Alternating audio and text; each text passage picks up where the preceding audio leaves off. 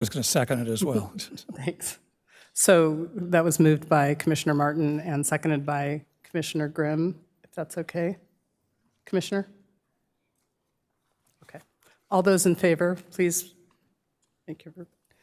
plug in your vote.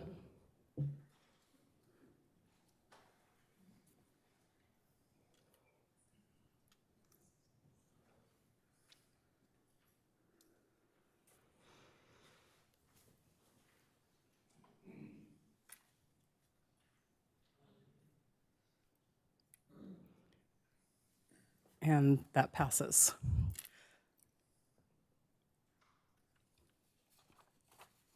Next, we have oral communications, matters not on the agenda.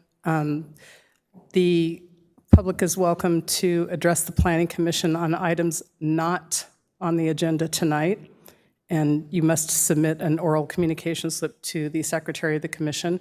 Do we have any speakers that are wishing to speak on matters not pertaining to this meeting? No. Also, if you are wishing to speak tonight on any of these items, there are speaker slips in the foyer, and it needs to be filled out and brought up here to this gentleman at the end, and we'll include you in the public comments. Now we'll move to the public hearing items, although this is for the staff report. For item PH1-P24-0139, Monte Vista Residential.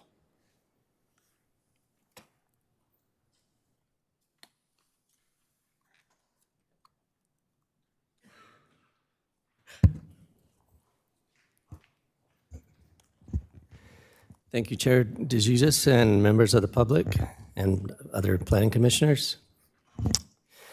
This is public hearing item number 1 for the Monte Vista Residential Project, which is planning case P24-0139, and I'll go to the next slide. This is the project location. It is a vacant 6.47 acre parcel located on the north side of Monte Vista Drive. It was previously developed with 2 single-family residences, which have been demolished. Surrounding properties contain single-family residences, a few vacant parcels, agricultural uses to the east, and Monte Vista Elementary School to the west. The general plan and zoning designations for the site: the general plan land use is low density, which allows for 2 dwelling units per acre. The corresponding zoning designation is E1 Estates Residential, which establishes a minimum lot size of 1/2 acre. Under the project summary, the tentative subdivision map that is proposed is to create 19 single-family residential lots with a private street, a detention basin lot for stormwater controls. The project utilizes a density bonus as permissible under the state density bonus law, California Government Code Section 65915. Residential lots would range from, as proposed, 5,855 square feet to 50,685 square feet at a density of 2.9 dwelling units per acre.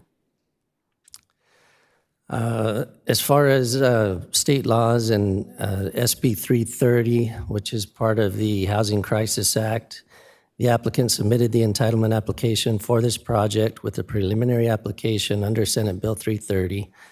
This allows or provides that projects submitted under this bill are exempt from any changes in the development code as of their submittal date, and there are other regulations that go along with that.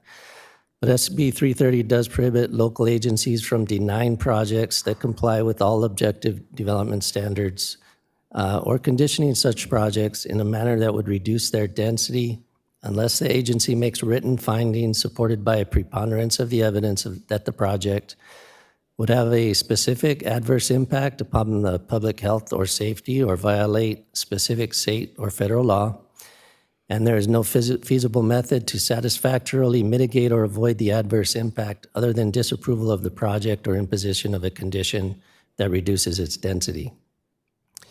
As far as the density bonus law, under California Government Code Section 65915 and reflected in the Municipal Code Section 1890, the general plan low density land use designation allows for a density of 2 dwelling units per acre as mentioned, which is consistent with the E1 zoning.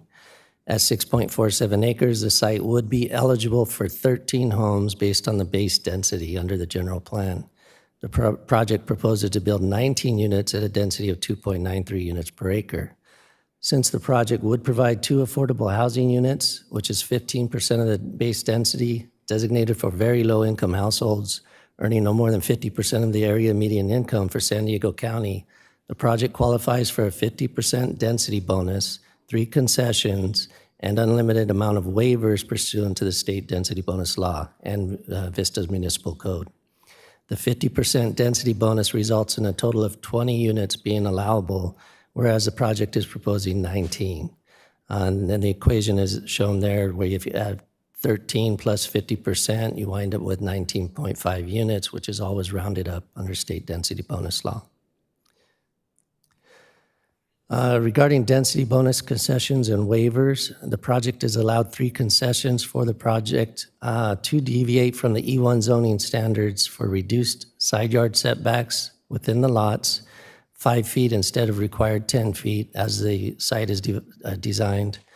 Minimum lot sizes to be 5,800 square feet in lieu of half-acre size required under the E1 zone, and removing the requirement to underground overhead utility lines along the project frontage would be along Monte Vista.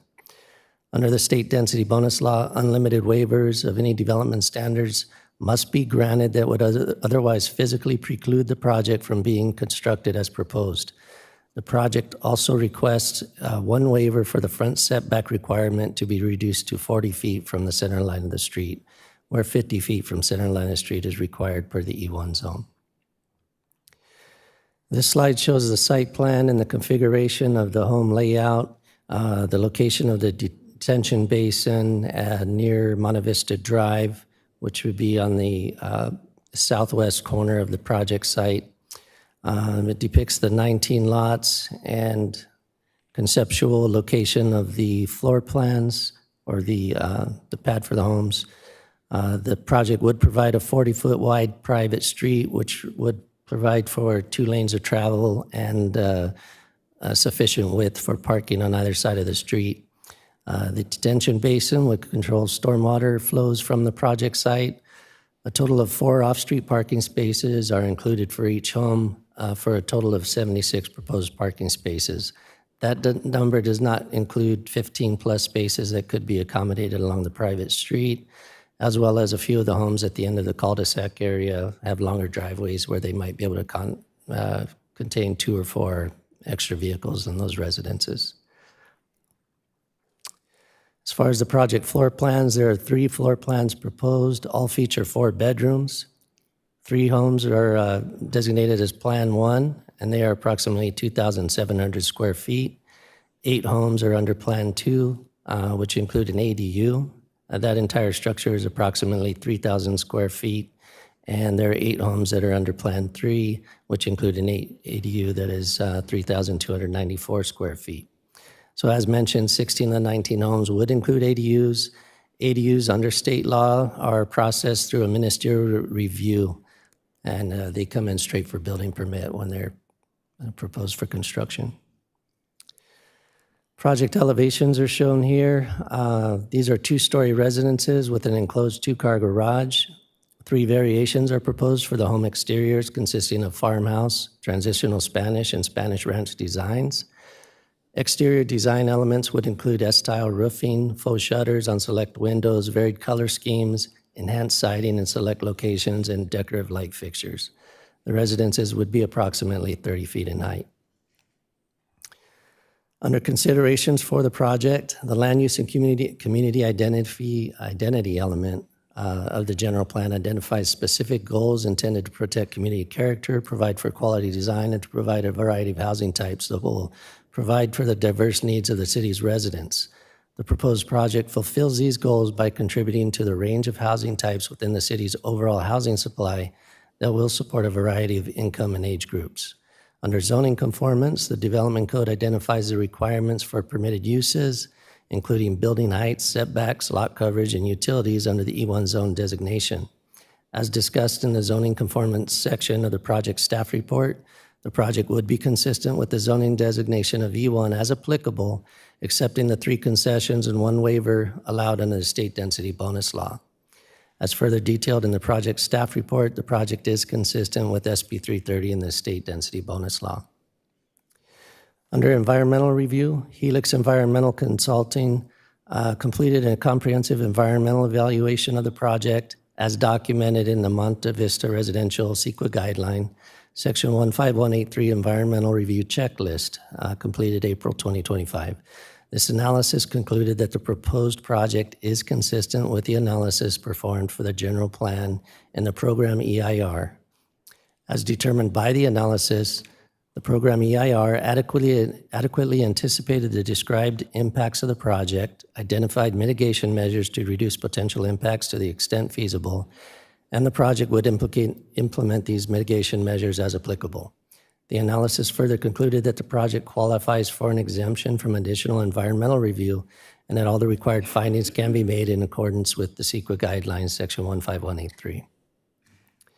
Staff's recommendation is for the Planning Commission to adopt a resolution approving the tentative subdivision map inclusive of a site development plan and a density bonus to construct 19 single-family homes on the 6.47-acre site located at 1800 Monte Vista Drive, subject to the project's conditions of approval, which include the mitigation measures from the environmental analysis. That concludes staff's presentation. The applicant and their consultant team are here as well to answer any questions. Thank you. Do we have, we'll have the questions.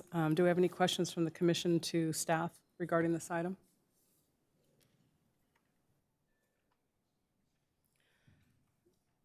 No, seeing, oh, excuse me. Commissioner Jolliffe? I have a question about the Helix report. And if you could tell me the difference between the program EIR and the project analysis.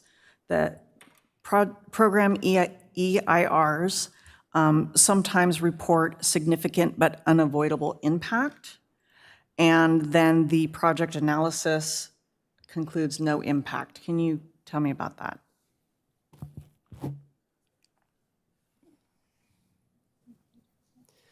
I think that question might be answered by the environmental consultant who prepared the document and could give a more thorough response. Okay.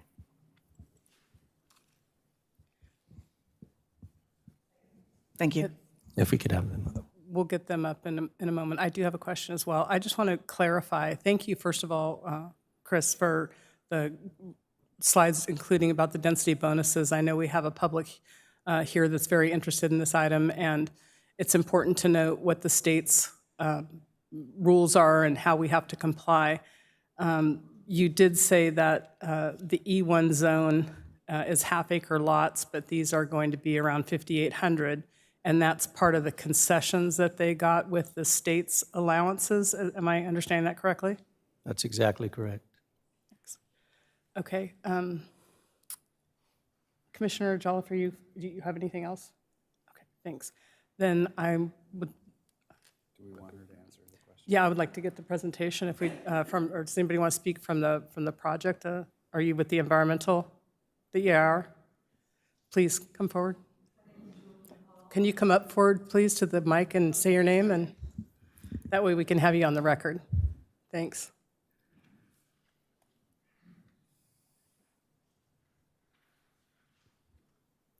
If I may address the chair quickly, I did neglect to mention that the applicant as well has a presentation that they would like to make. Okay, so I would, as soon as she's done, I'll have them come up. Thank you for the point of order. Yes, my name is Julie McCall with Helix Environmental Consulting, principal planner. The difference, so the program EIR was prepared for the entire city of Vista. Section 15183 of the CEQA guidelines allows you to use those guidelines, and we went through a robust analysis. We went through every issue area that was touched on in the program EIR. We don't have any significant unmitigable impacts for our project, but there is mitigation that was applicable to the PEIR that we will also use in the Section 15183 checklist. The city also prepared a MMRP, which will ensure that those mitigation measures are implemented. But we have technical analysis. We did air quality, noise, a bio report, traffic. So it was very robust. It was like an 80-page document. It wasn't a one-page check the box exempt. So we went through a very detailed analysis. I think the analysis was in the staff report. Was that attached? Yes, so it's a very robust analysis, but that is one of the things the CEQA allows. I mean, that's the reason to do a general plan. And so you can streamline the process. If a project has stays within the same zoning, and you're allowed to use that if you don't have any new impacts that are peculiar to your project site. And there were no impacts identified that were unique to the project site that were not covered in the program EIR. Does that answer your question? Commissioner Jolly? Yeah, I looked at climate and air quality. It appears to be addressing construction. Is that correct? Air quality and we looked at construction as well as mobile sources and stationary sources. So both of those were looked at. We used the VMT study, which looked at a 190 average daily trips that was used in our noise study, our air quality study, and our GHG study. So we looked at both stationary, construction, stationary, and mobile sources for air quality and GHG. So those daily trips are addressing when there are people living there and they're driving. That's correct. Okay. It's what's generated by the 19 units. And then for traffic, can you tell us about what a failing intersection is? And there's 2 unavoidable failing intersections. I would have the traffic consultant. I'm not a traffic consultant. I'll let them address that if that's okay. Yeah. Thank you. Thank you. And we'll have the applicant do their presentation now, and we can ask questions and maybe bring up the environmental person afterwards. Thank you.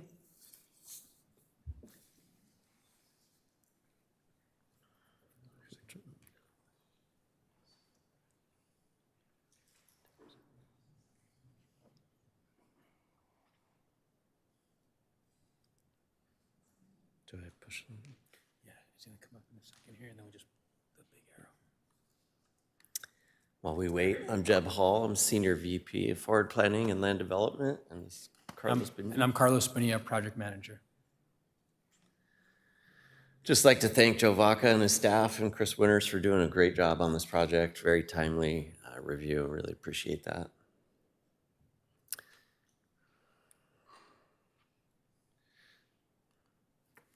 CalWest is a family-owned local company that started in Vista about 23 years ago. One of our partners still lives in Vista. Another partner actually attended Monte Vista Elementary School. They're very integrated in the Vista community through charities, schools, and Chamber, Lions Club, etc. Since then, we've built about 13 neighborhoods in Vista, which equals about 450 homes, including some really awesome communities like Stonegate, One Oak, many others. Since Chris really touched on all the project-related issues, we just kind of wanted to talk about our public outreach and the things that we heard from the community at large. Just kind of blowing through this so that you don't have to listen to too much, but the first item obviously is circulation. Which traffic comes up on every project ever proposed. It's an obvious thing to keep our eye on. With this particular road, Monte Vista, it is operating at about 60% of capacity, and that remains the same and remains true even after the 2% that our project would add. The level of service that's in existence currently will remain the same after the project's implemented. One really key part to our development was to improve the frontage and safety for the residents of our community. So we will be pouring the sidewalk to connect to the existing sidewalk such that our homeowners can walk their kids to school, and the others to the east may as well. So the other item that really came up a lot was compatibility with the community.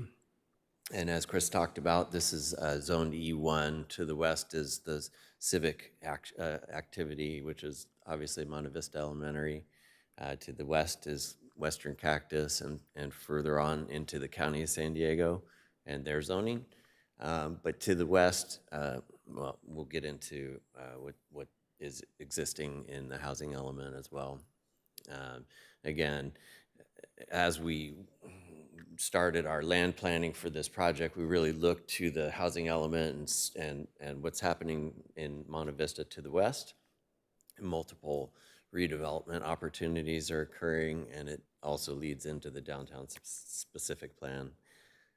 So with that, our land planning was critical on this site. So from there, we started thinking about how we wanted to plot the project. Of course, we are using state density bonus law. We did look at multiple apartment configurations, multiple townhome configurations.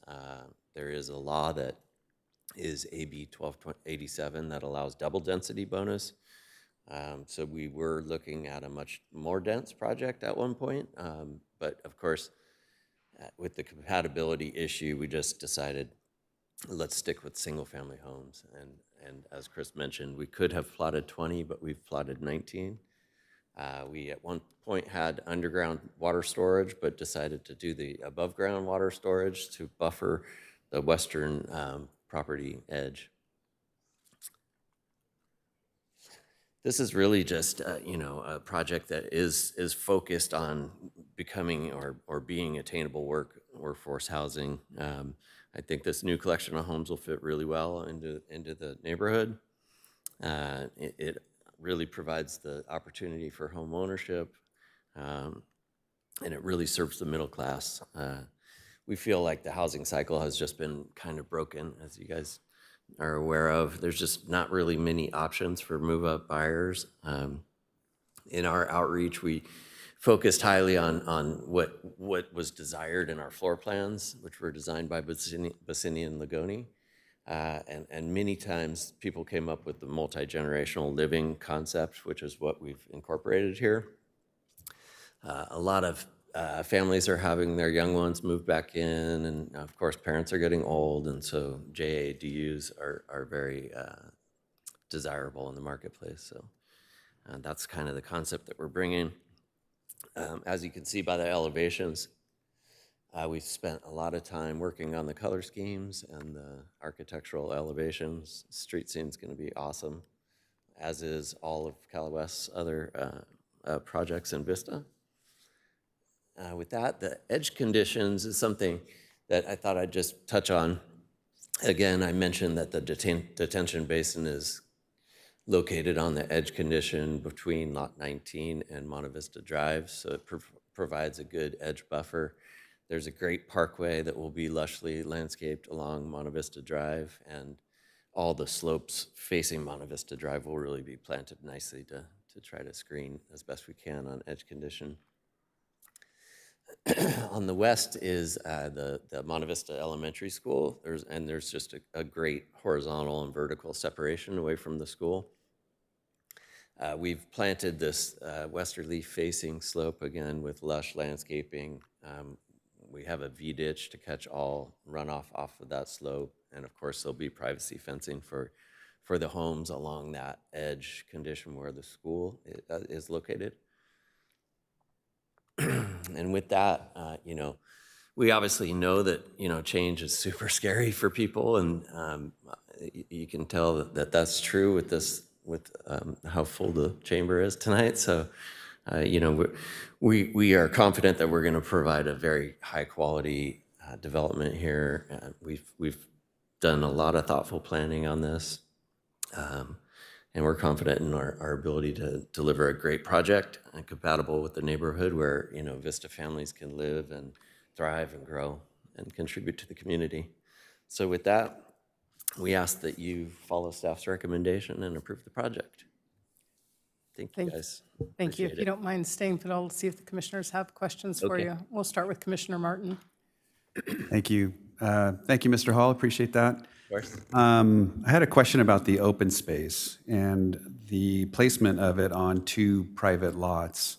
I mean, you have a couple of other lettered lots for the detention basin and the street. What was the thinking behind not including the open space into its own lettered lot, maybe having the HOA maintain it instead of these private homeowners? Yeah, great question. I'll let Carlos kind of field that one. So first and foremost, we didn't want to disrupt kind of that environmental space at all. We kind of thought it'd be best to kind of leave it as is, kind of remain, so it can be preserved. There's it's a little kind of wildlife corridor, and so we kind of wanted to just kind of preserve that area. We decided to just kind of leave it as part of those lots and kind of place an easement over it to allow the HOA to really kind of see the maintenance, day in and day out, to ensure that appropriate buffers were being provided to the property lines, or to the fence lines, and Yeah, so in short, it is actually maintained by the HOA. Correct. There's access down the westerly corridor. The fence line on the western side builds on the top of slope, and so all of that back slope on westerly facing is HOA maintained, as well as the area on those two lots. We just left it as natural legal lot. So the HOA has access through Lot 11? Correct. Yeah, it has access through the eastern boundary, the westerly boundary, and through Lot 11. So we gave it multiple points of access. Okay, thank you. Commissioner Thompson?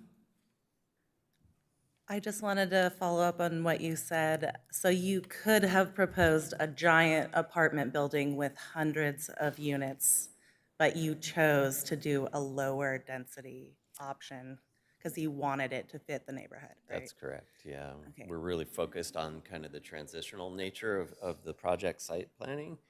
And, Cal West has built a bunch of similar communities in Vista, and they really are very popular. So that's kind of the look and feel we're striving for. Okay, thank you. Thank you. Are the ADUs being requested for permitting as ADUs or JADUs? What's the clarification? So they're being proposed as JADUs. Okay, that's the designation that staff is, Chris is, just to confirm that, because there's a designation means that they have to be owner occupied with a JADU, whereas with an ADU, somebody could buy the property and rent out both units, but if it's a JADU, then it has to be owner occupied, and the community would then have to be owner occupied if they were permitted as JADUs, correct? That is correct. Sometimes the developer or the property owner will opt for the ADU to not have the owner occupancy requirement. But it's at their decision when they apply for the building permits. Sure. Yep, thank you. And point of clarification, just to make sure we're all on the same page, is that the max density on this property, your projects aside, what is the max density for that, even with the state's density bonus? I see 20, they could have done 20 and they're doing 19. Is that the max density that would have been allowed in if it was townhomes as well? Was there an unlimited amount of units that could have been put in this property? Based on the base density of 13 units, if they achieved 100% density bonus, they could get up to 26 units theoretically. So ultimately 26, but this has 19. Thank you so much. Thank you. Good question. Any other questions of the commissioners? Okay, thank you. Thank you, guys. Appreciate that. And now we will open the item up for the public hearing. Yeah, I've got my speaker slips, lots. The first speaker I have here is Oscar Bass.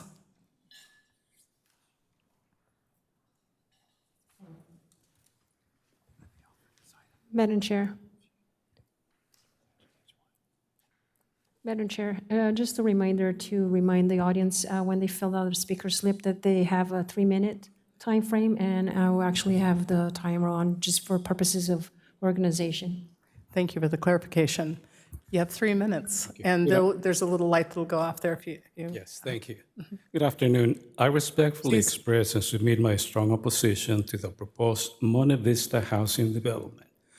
While I clearly understand the need for affordable housing in our city. The proposal, by virtue of its significant dimensions, will have a detrimental impact on the community and surrounding residents. First and foremost, the proposed high-density development would build 35 units. They say 19 homes, but now there are 16 additional ADUs, which is, part of the total units that will be built on 6.4 acres. This is without a doubt not keeping with the character of our neighborhood, and it is simply too large. Furthermore, the increase in population will put a strain on an already overburdened city infrastructure, leading to increased traffic congestion, noise pollution, further straining sheriffs and other public services. Additionally, the construction of this project will result in significant environmental damage to this area, drastically changing the aesthetic look and permanently changing the character of our neighborhood. Finally, I am deeply concerned about the overall impact this development would have on properties in the surrounding areas. In conclusion, I strongly urge you to reconsider the proposed housing development. While I recognize the need for affordable housing, I believe that the project is simply not the right fit for this neighborhood. Thank you for your time, consideration, and attention to this urgent matter. Thank you.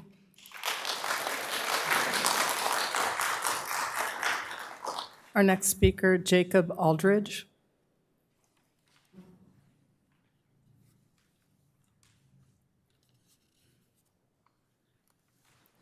City of Vista, thank you for the opportunity to speak here, and thank you to staff for the presentation. Can you state your name, please, for the record? My name is Jacob. Thank you. Thank you. I'm here because we are in a housing crisis. Please weigh the arguments that you hear today. Homes for our children, a secure place to raise a family, definition of character, and traffic. Growth of our city, increased tax revenue and economic opportunities, character, and traffic. Decrease homelessness, socioeconomic mobility, and citizens and a city who thrive, character, and traffic. If my fellow citizens stand here and speak of abuse of eminent domain, or that the construction would block their home from seeing the sun, or one of many other legitimate reasons to oppose new construction, then let us listen and consider solutions, perhaps new public transportation route or modification of the proposed plan. But if you stand here and speak of traffic and character, I invite you to consider the impact of your words on the young and growing families. I have a wife and a 3-month-old son. Think of us. Please approve this project. Thank you. Thank you. Next speaker, Kristen Gully.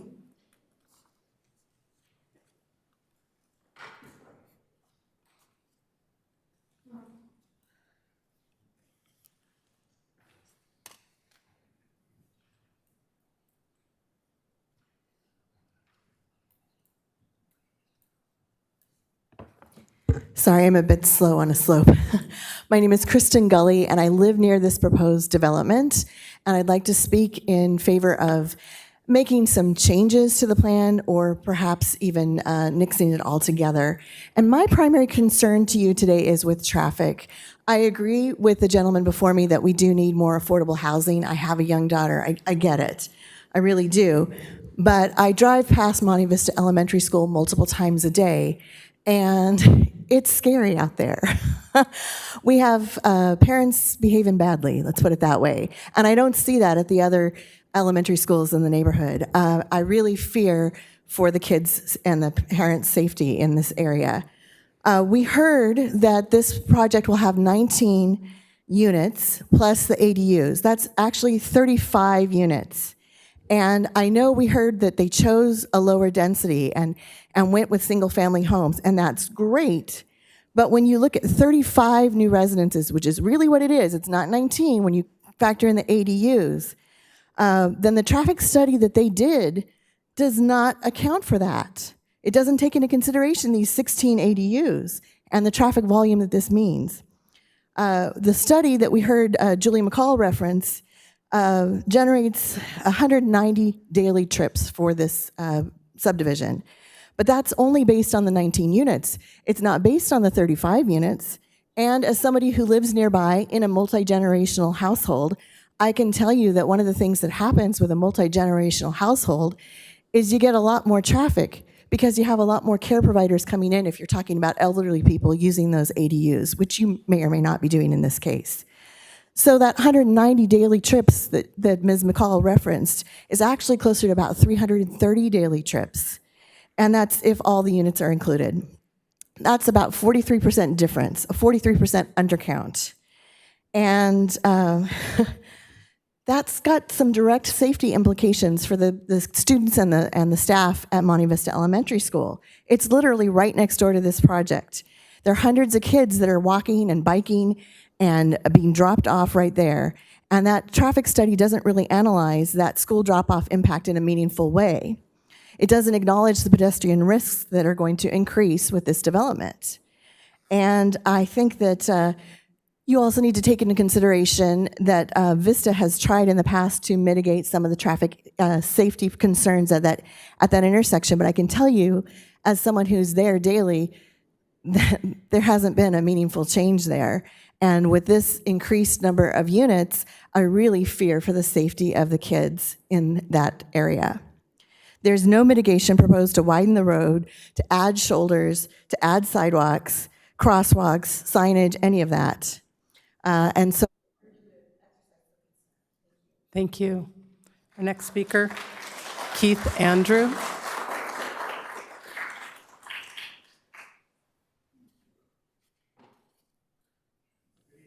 My name is Keith Andrew, and I live in Monte Vista Drive, exactly 2 lots away from the proposed development.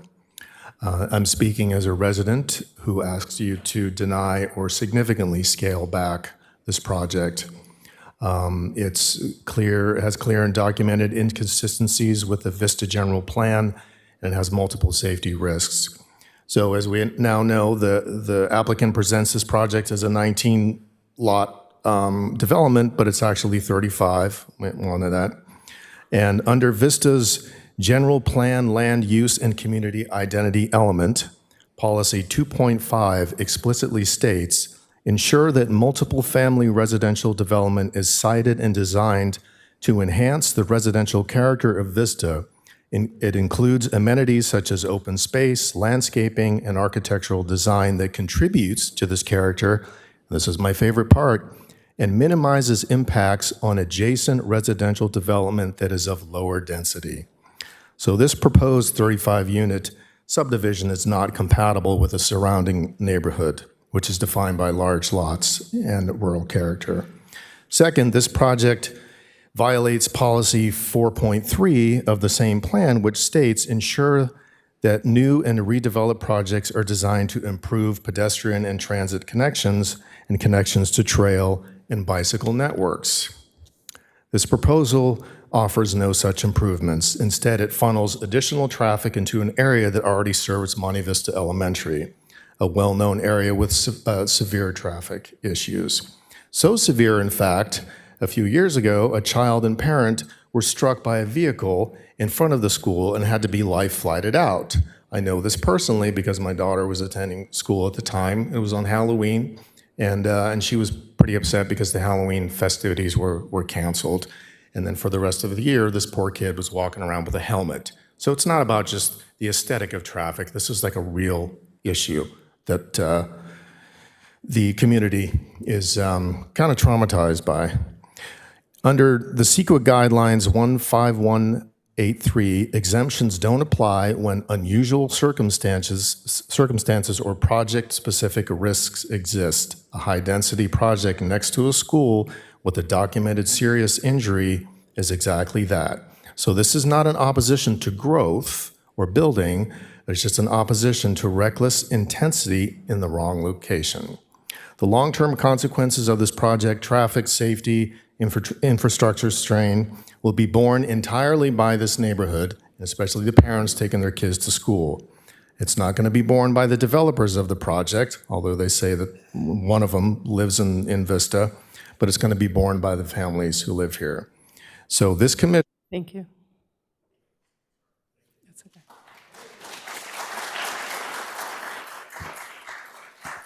Deborah Brandt followed by Nicolette Darte and Penny Harrington. If you could make your way up towards the front, maybe it make it easier for time. Hi. Right. Oh. Hello, my name is Deborah Brand, and I live in the Monte Vista neighborhood. I'm here tonight to express my deep concern about two issues with this proposed development: the incompatibility density with our rural zoning character and serious traffic issues on Monte Vista Drive. Let me start with the issue of density and zoning. The site is zoned E1 estate and designated as low-density residential in the city's general plan, allowed 2 dwelling units per acre. This zoning is meant to preserve, and I quote directly from Vista's general plan, the spacious, semi-rural character of established neighborhoods. But what's being proposed is 19 single-family homes plus 16 attached ADUs. That's 35 residential units on just 6.4 acres. That's over 5 units per acre, more than double the intended base density. The clustered layout of the homes does not reflect the surrounding rural neighborhood at all. In fact, the general plan clearly states, encourage residential development that is compatible with surrounding rural neighborhoods in terms of density and scale. This project does the opposite. Next, the issue of traffic and road safety. I drive Monte Vista Drive regularly to shopping, freeway, to visit friends. It's a narrow, winding road with no sidewalks, limited visibility, and tight shoulders. The traffic study on this project estimates over 340 new daily trips, but it fails to address the collision history, as we've just been hearing, of this already substandard roadway. More importantly, there's no meaningful analysis of how this project fits into the broader picture, no cumulative traffic analysis for the surrounding parcels that may also be developed. And according to the city's own roadway design standards, urban level infill like this should not be directed onto rural roads without proper upgrades. Approving this project as it is would set a troubling precedent. It invites more high-end density infill into Vista's rural areas, undermining the very community character that the city's planning documents are meant to protect. I'm not against development, but it should be scaled appropriately, follow Vista's own policies, and ensure the safety of everyone who lives in and drives through this area. Thank you for your time and your service to the community. Thank you. Nicolette Darte.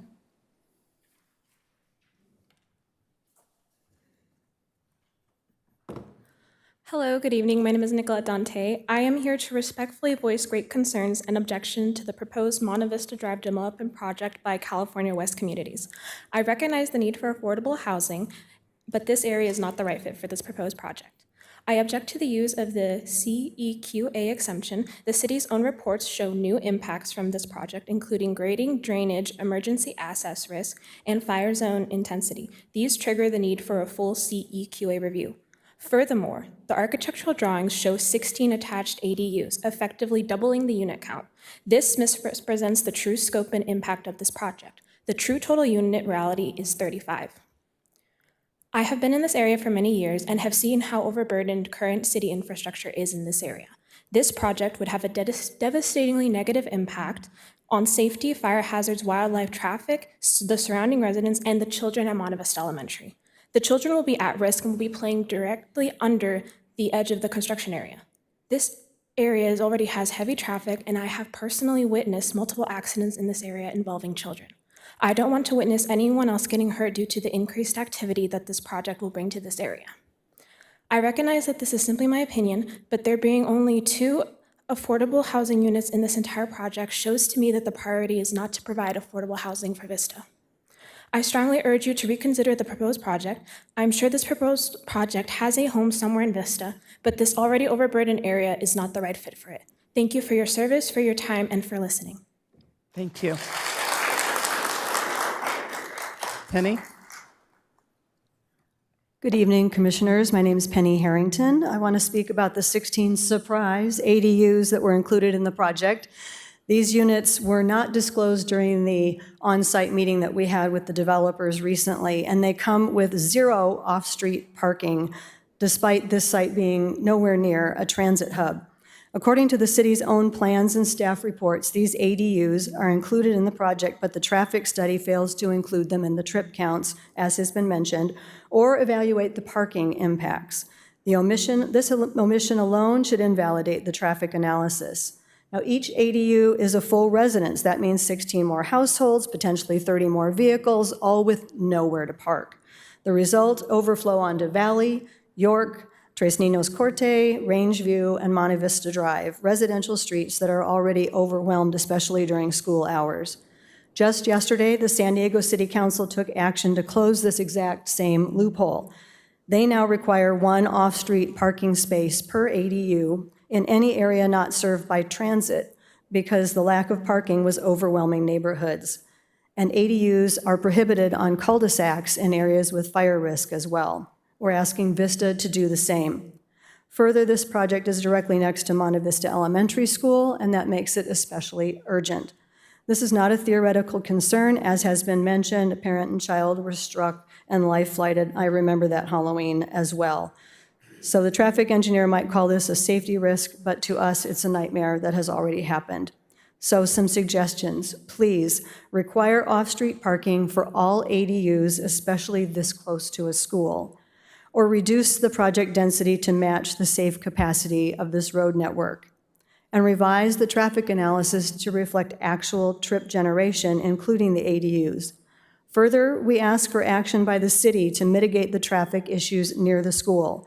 We suggest either speed humps or rumble strips as people tear down from Foothill to the intersection at York and Valley, rumble strips and flashers at the stop sign to encourage traffic slowing and actually stopping at the Monte Vista, Valley, and York intersection. This project poses a real safety threat, and in this case, the tragedy has already happened once. Let's not let it happen again. Thank you. Thank you. Steve Harrington, followed by Scott Martin, followed by Jill Martin. So Steve.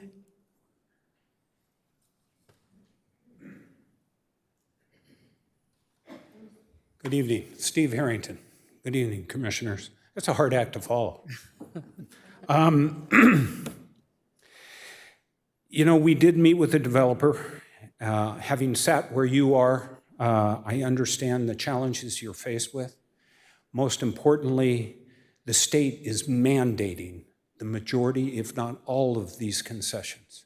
You have no control, which is a shame, because you're here to facilitate and make communities fit into the neighborhood, and you have no ability to do that. You know, density bonuses is a wonderful policy with good intention. We all need housing, as the young gentleman mentioned. We need to provide housing. But 35 units, 35 families, I'll concede that to Mr. Hall, 35 families in 19 units on 6.5 acres with no parking for the ADUs, negligible. I know, Patsy, you mentioned 19. That's 36 cars, 16, 32. 32 cars potentially. Yeah, it'd be nice if they were all intergenerational. I think that's a good sales pitch, but if you drive in our neighborhood, there are a number of ADUs, and they ain't multi-generational. And they have 2 to 3 cars. And as we've found going down South Santa Fe at Mar Vista and Santa Fe, the new apartment development there, they're parking in front of Allen Brothers night and day. And having been a banker and also sat where you sat, I kept wondering, why the need for the ADUs? It sounds good as multi-generational, but why? The only reason I came up with is it's all about the money, which is a shame. They had me at 19 because I knew there was very little input we could give you to change your mind. They had me at 19, but 35 family households and all the cars and traffic that go along with it, I'm sorry, I strongly recommend, though I know you can't, that you figure out a way to either scale back or decline this application. Thank you.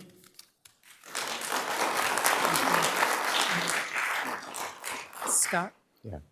Hi, Scott Martin, 1902 Monte Vista. I'm coming here, I'm both a licensed landscape architect and a professional mediator. So I have been on all sides of this equation, working with communities that are fighting development. I've been a developer myself, and so I know how all this works. One of the questions I asked while we were there sitting with the plans, and I've met Carlos, Jeb, and Arlene, and they're all lovely people who we would get along with great in other circumstances. One question I asked in particular, I said, when we look at this plan, show me on this plan where you've taken our neighborhood into consideration. What's one thing you've done for us? The answer was, we're here. Because they couldn't point to any place on this plan where they've made a concession towards our needs of the neighborhood. For example, you have a sidewalk. There's a zero-edge sidewalk. There's no parkway. We've maxed out our plant lots. So lot 1 is the largest lot on the property. It's also the one adjacent to the street. It could be smaller. It's not. These homes, the comment that was made to me, which was unfortunate, you just don't want anyone else having the same opportunity your family had. I'm not sure how building million-dollar homes in my community are equal to that. That would ensure that my community, my family, would never be able to live here. So we're solving a housing crisis by buying million-dollar homes, which is unfortunate. There are things that these homes could be smaller. They're asked for maximum height so they can have 2-story homes. What we'll be looking at is a home that is 50 feet above the street level when you take into the grading and how they've maxed out their ceiling heights. So there are lots of things that this Planning Commission can do that does not restrict the number of houses they're built on. Here's, I get it, you can't do it. But there are restrictions that we can make this project safer and have less visual impact on this community. And they have not yet been done. We saw a slide that says landscape considerations. We didn't see any. We haven't communicated, anything has been communicated to us. And so what I'm asking you to do is to protect our community, to figure out what are the ways where you can, if you need to, approve 19 homes, but make sure that they're done in a way that is compliant with this neighborhood. I'm looking at driveways that are all lined up with us. We're talking about a tract home here. They've maximized these to build as expensive as homes as possible on these properties without any consideration of the visual impact to our neighbors and what the impact is to the safety of the street. So there are a lot of things that can be done, and I'm hoping that we see these in future generations and that it is not approved as it is because they could still build homes, much smaller homes, much more affordable homes that are in keeping with this neighborhood. Thank you.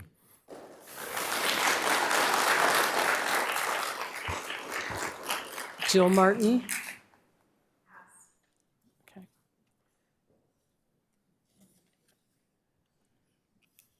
Jennifer Benitez?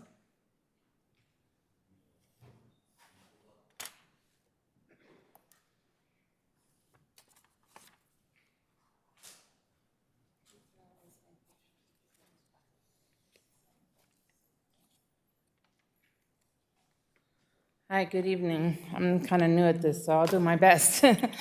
My name is Jennifer. I live close to the project. I'm on Giddings Ranch Road, and Western Cactus Company is my neighbor and my backyard. I'm here today to voice deep and heartfelt opposition to this subdivision. I'd like to speak on 2 of my concerns: fire safety access and incompatible density. First, regarding the fire safety. This is an area is officially designated as a very high severity hazard zone, confirmed by the city's own general planning housing element. According to the California Fire Code, section 503(1.2), any project with more than 30 dwelling units is required to have 2 separate fire apparatus access roads. This project proposes 35 units. As you've already heard, the 19 houses with the 16 ADUs, yet only 1 access road is being proposed through Monte Vista Drive. Nowhere in any supporting documents is there a mention of an approved exemption for this rule. In fact, the fire district letter only states that all fire code requirements must be met. This project, as proposed, appears to be out of compliance with basic emergency access law. So as there are some written exemptions, I'm not sure. This higher density means more homes, more people, more vehicles. As you'll see on the pictures that I gave him, this is what it looks like when the school has like an after-school event. It takes all the parking up to my street on Giddings Ranch, which is 2 properties over from this project. And both of those properties are very large properties. And so this increased congestion makes evacuations during emergency more challenging. Roads that will hold overflow parking from this development and that are already narrow would become choke points for exit routes in a wildfire scenario, endangering lives and making it difficult for first responders to gain access. Next, on incompatible density and character. This site is zoned E1. The zoning was established to preserve the essence of this community and ensuring homes blend with rural environment and provide residents with the space and privacy we expect and deserve. This developer is clustering the 19 homes plus the 16 on a little over 6 acres of steep constrained land. Lot sizes and setbacks are not even close to those of adjacent properties. Most surrounding homes sit on at least a half acre, most more than an acre. This project crams in houses with smaller footprints and narrow roads. If this is approved, it will set a precedent for high-density clustering in other rural foothill neighborhoods, essentially rewriting the meaning of estate residential. Please consider requiring a scaled-back version of this that actually fits the area's fire safety limitation and established carry.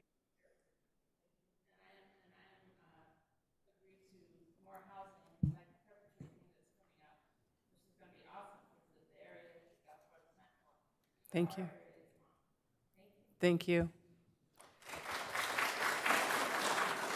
Cynthia Skoltedi, followed by Scott Harrison and Rachel Beld.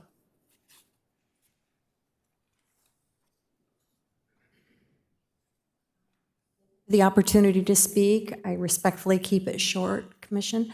My concerns have already been covered really well by other citizens. I'm concerned about the traffic flow, especially around the school, the parking for 35 units, and the underlying infrastructure support that isn't proposed potentially to support 35 units. I'm not against any of the projects and increasing affordable housing or housing period for Vista. However, I don't see this as being optimal yet. Thank you for the opportunity. Have a nice evening. Thank you. Scott Harrison? Scott?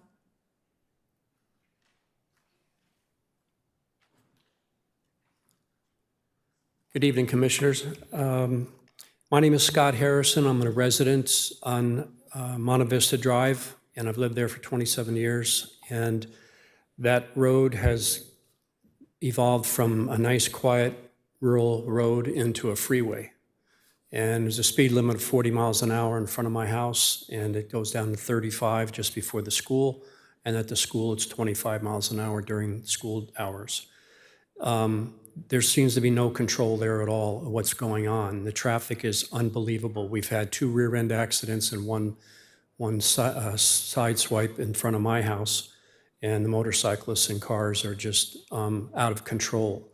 If we add a project like this to our community, it's going to definitely increase the traffic, and I have concerns about that.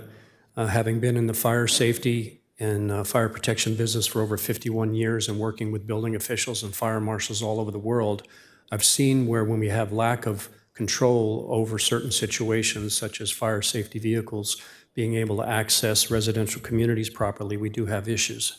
Just as we did in Paradise this recent time when we had the wildfires up there and what we know happened up there. In the presentation by the developers, they said that they're going to be trying to provide and maintain a community character of the rural area that we have right now, but that's not the case. It's dense housing, and the housing area has one way in and one way out. And as a result, I didn't realize this today. I heard the presentation. We have 16 ADUs being added as part of the floor plan, and that's going to increase the occupancy and increase the vehicle load as well. So the traffic issues that we're going to have in this, adjacent to this project, are going to increase the safety issues that I think that we are all concerned about. And we as well that live there on Monte Vista Drive, we have enough traffic already. We don't need any more. Okay, thank you for your time. Thank you.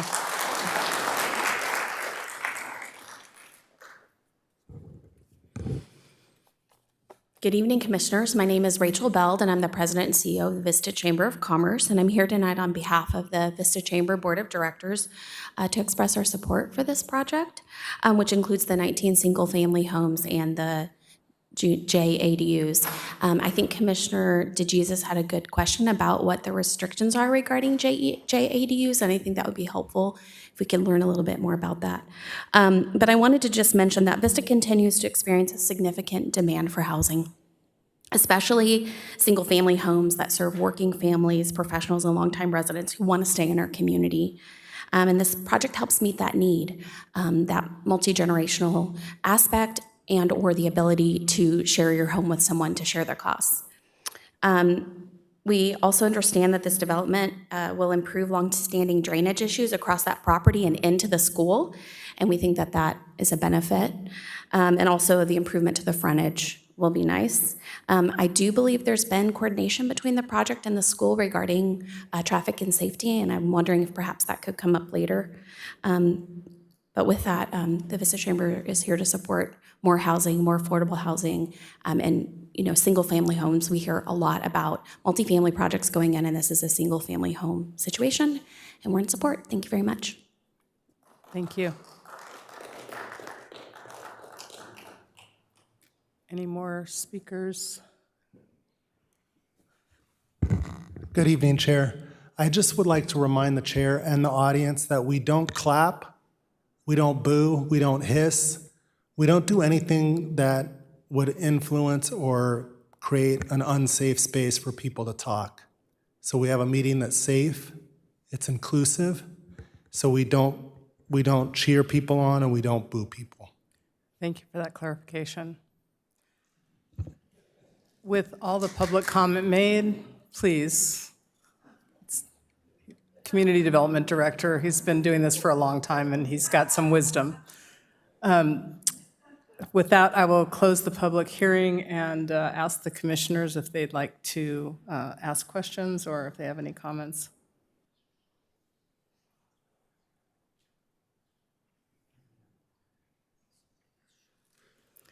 Commissioner Jolliffe? I wonder if we have someone who can speak on the traffic issue with failing intersections.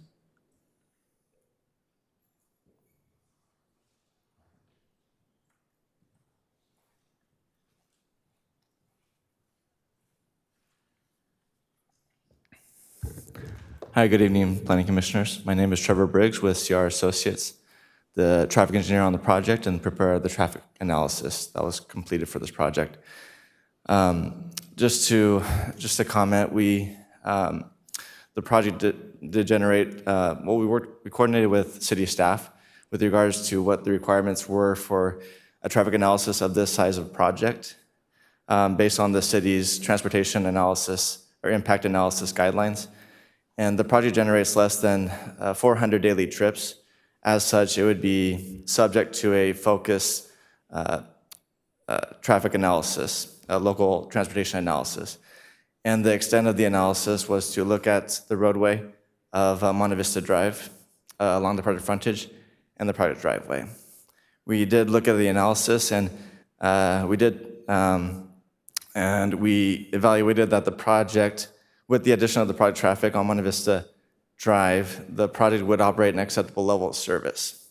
Just to elaborate on that, a level of service is comparable to grades in school. We have A through F, F and E being failing intersections or roadway segments.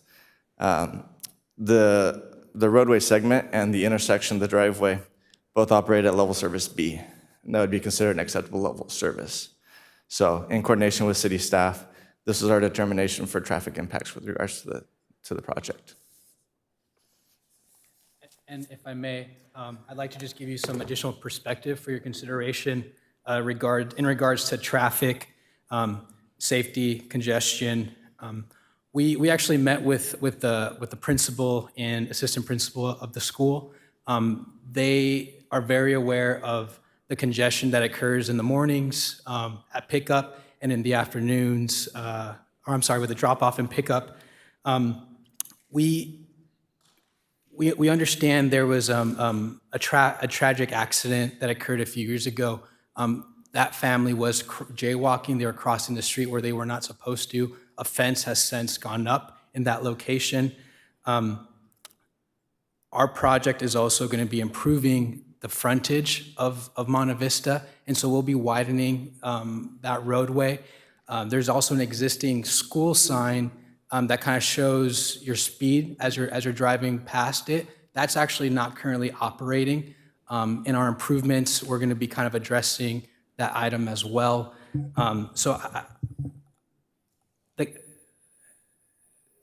I think the widening and the improvements are going to help with the safety. It's going to kind of provide an early buffer before kind of hitting the school zone, kind of allow traffic to kind of slow down a bit.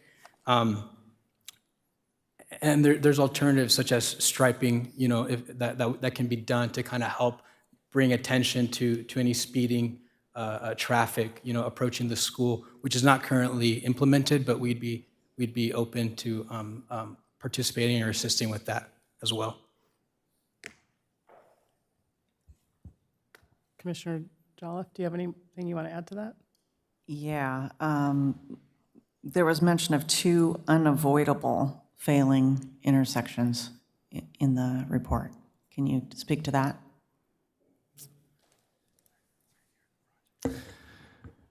Based on the local transportation assessment that was prepared for the project, that was not a conclusion that was come to. It was determined that the roadway segment would operate at an acceptable level of service, and the driveway access along Monte Vista Drive would operate at an acceptable level of service.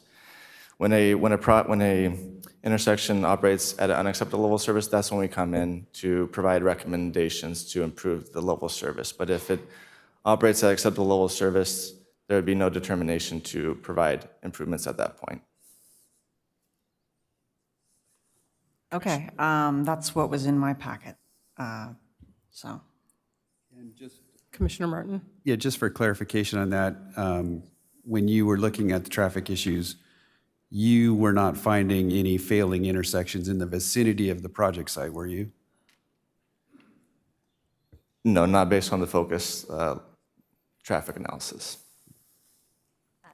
Good evening, Commissioners. My name is Kim Foy. I'm Land Use Counsel on this project. To clarify your question, the program EIR for the general plan found that 2 intersections were significant and unavoidable. That wasn't with respect to our project. That was part of the general plan PEIR, and our project didn't worsen those intersections. Okay, thanks for that clarification. Commissioner Martin?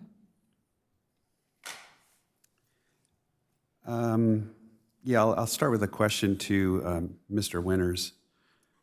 Once the street improvements are done on Monte Vista, will parking be allowed in that new improvement area, either for school traffic or for residential traffic? That roadway segment would not have street parking. It's designated as a 2-way light collector, I believe, in the general plan, and if it, upon, I guess you would say, full development, it would have a bicycle lane as opposed to street parking. Okay, thank you. I don't have any more traffic questions, so thank you for that. Commissioner Grimm, do you have another point? Go ahead, Bill Scott. Sorry. Yeah, I have a lot of points to make. I'm sorry. Go ahead, Commissioner Martin. Yeah, so thank you. Yeah, I guess I'll start the general conversation among the commissioners since the public hearing's been closed. So yeah, there's some difficult issues associated with this that we have to review, and I appreciate Mr. Harrington's comments about state law and how the state continuously usurps local control when it comes to land use decisions, and this is a prime example of how the state has stepped in, and regardless of what our general plan policies may be.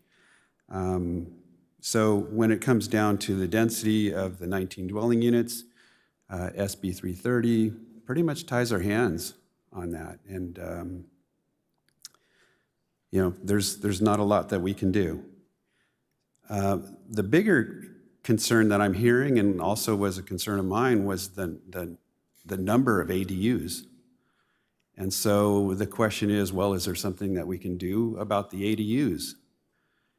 And my understanding is that ADUs are a ministerial project, meaning they're not subject to any discretion, whether it's from us, the city council, the staff.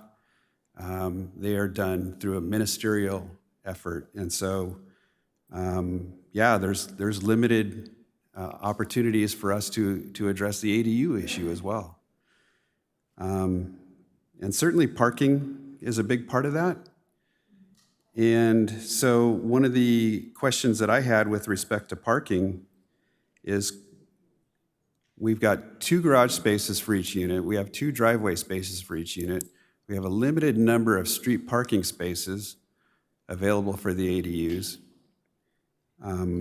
Could we impose a condition requiring the HOA to ensure that the garages are maintained open and available for parking and not used for storage, and therefore forcing more cars out onto the street?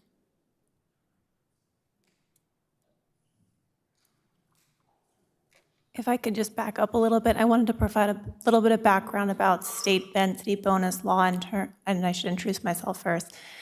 Commission, good evening. I'm Assistant City Attorney Allegra Frost. I wanted to talk a little bit about state density bonus because it does include parking ratios and then also ADU law as it relates to parking requirements for ADUs, because I think that may address some of your questions. So under state density bonus, one of the benefits that the developer receives in exchange for including affordable units on the property is parking ratios that are set based on the number of bedrooms in the homes. So for 4-bedroom houses, the threshold is 2.5 parking spaces. Let me make sure I got that right. 2.5 parking spaces per unit.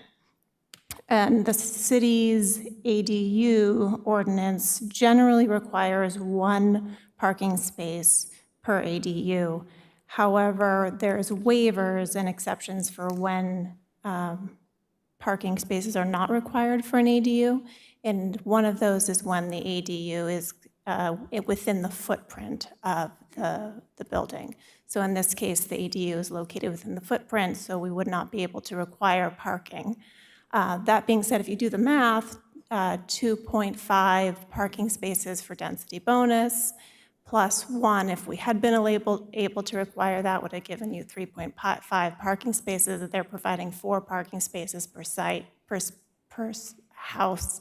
They are providing more than we would actually be able to require.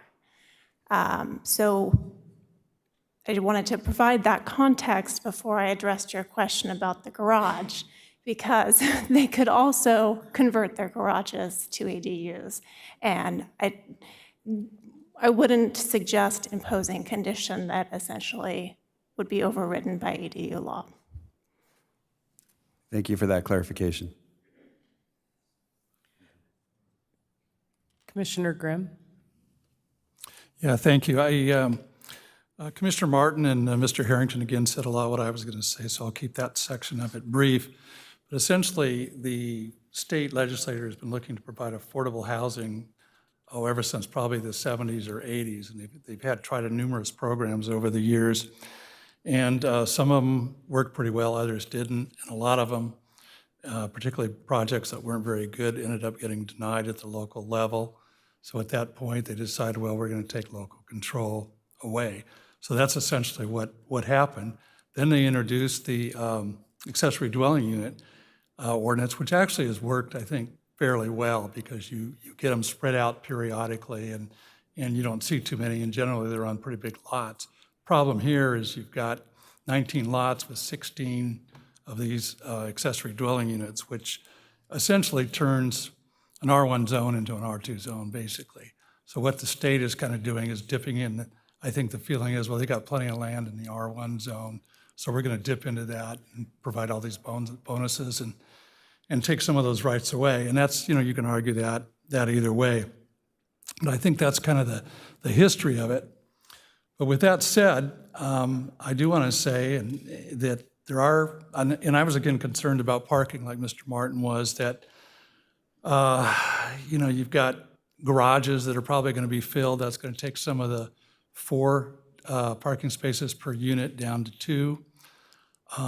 So I looked at, well, how much on-street parking is there? And I think, Mr. Winters, there's 14 spaces. Depending on how it's measured, you could get between 14 and probably 18 spaces, depending on car size and so on. Okay. So maybe one of the good things about this project is that I think that can probably be covered on the street within the project. There's other things that I think are good about the project. I think the applicant said, well, or somebody said you can do a lot worse, and that's not a way to sell a project, obviously, but you're doing a transition kind of between a school and, single family, and schools can be noisy. I've, had Little League teams down on that field before. So, I think you can argue that this particular property is a transition. So those are kind of the things, my dear mother always said, try to find something good about things. So that's kind of the good things that I found in the project. And I still haven't quite decided how I'm going to look at this yet. Thank you. I have a couple of questions and comments, of course. Somebody mentioned CEQA. Is this project, is it exempt from CEQA? What is how does that pertain to the project? And what have we mitigated through that? The project conducted basically a CEQA checklist analysis. It's similar to an environmental checklist, or that would be done for an initial study that would lead to something like a negative declaration or a mitigated negative declaration. It's required to be substantiated by technical reports such as the noise technical report, traffic study, greenhouse gas, air quality assessment, biological report, and so on to substantiate the findings in that CEQA checklist. And it does fall under a type of exemption that piggybacks on the analysis that was done under the general plan's program EIR. So you wind up, this is the first time I've seen it on a project, but essentially it can be as much as or even more analysis than's done for a mitigated negative declaration. So it's a very thorough analysis that's done for the project, even though it falls under an exemption category. Thanks for the clarification. I appreciate that. My understanding is that by right, property owners can build a JADU and an ADU. These are being constructed with an ADU already in it, and it's going to be designated as a JADU.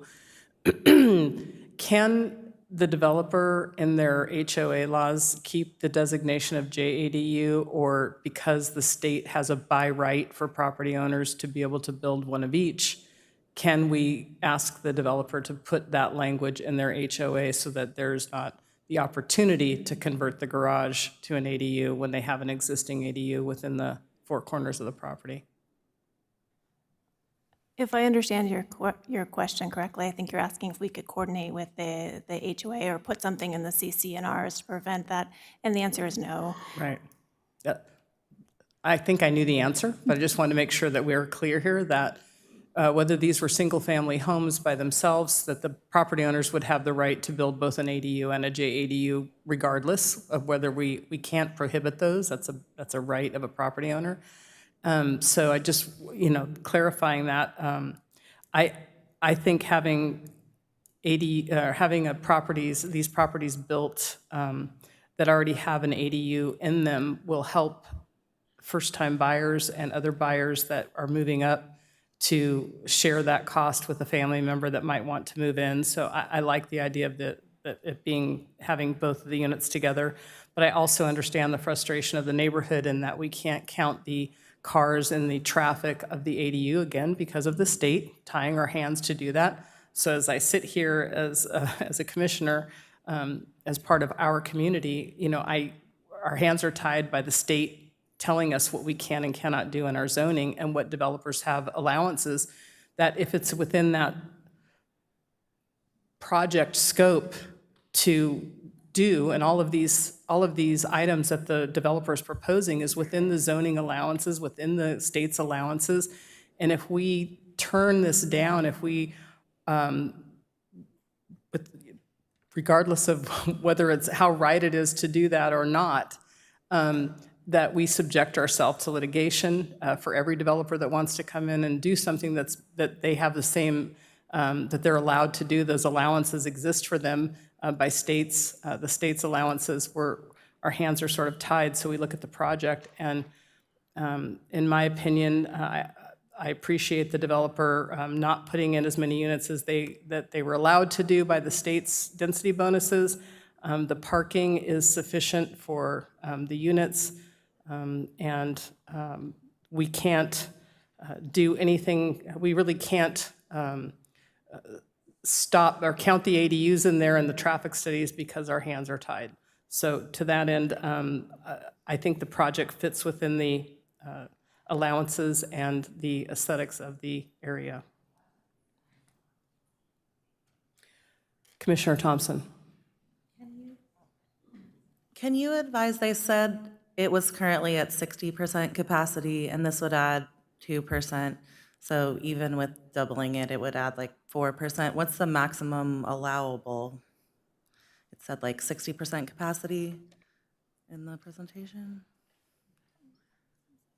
If you're talking about the roadway capacity in Monte Vista Drive, if it were at a 60% capacity? They said it was in the presentation, so even adding the 5% increase, like, is there a limit? Is it allowed to go up to 80% or 90%, or do you know? The applicant's traffic engineer might respond better on that, but I did want to let the commission know that we spoke with the city's traffic engineer who reviewed the plan, reviewed the stop design as well as the line of sight for the project, and he did confirm to staff that the project does have a negligible or no impact on traffic operations, and the project would actually provide some improvement by providing a better line of sight at the intersection for the new proposed roadway. Yes, hi again. Just to answer your question, yes, at 60% capacity, that's a level service B. So there's room to add additional capacity without having it operate unacceptably. So if you're to the 2% and double it to 4%, it would increase it by 4%, but still have adequate capacity.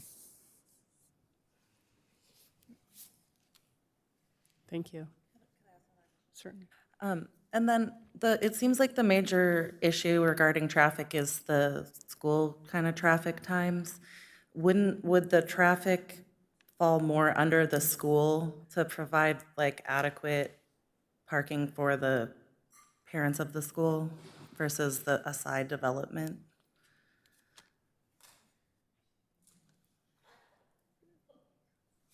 If it's just a general response, it falls upon the school's operation and normal functions. It would not be something that is generated or dependent upon the project development.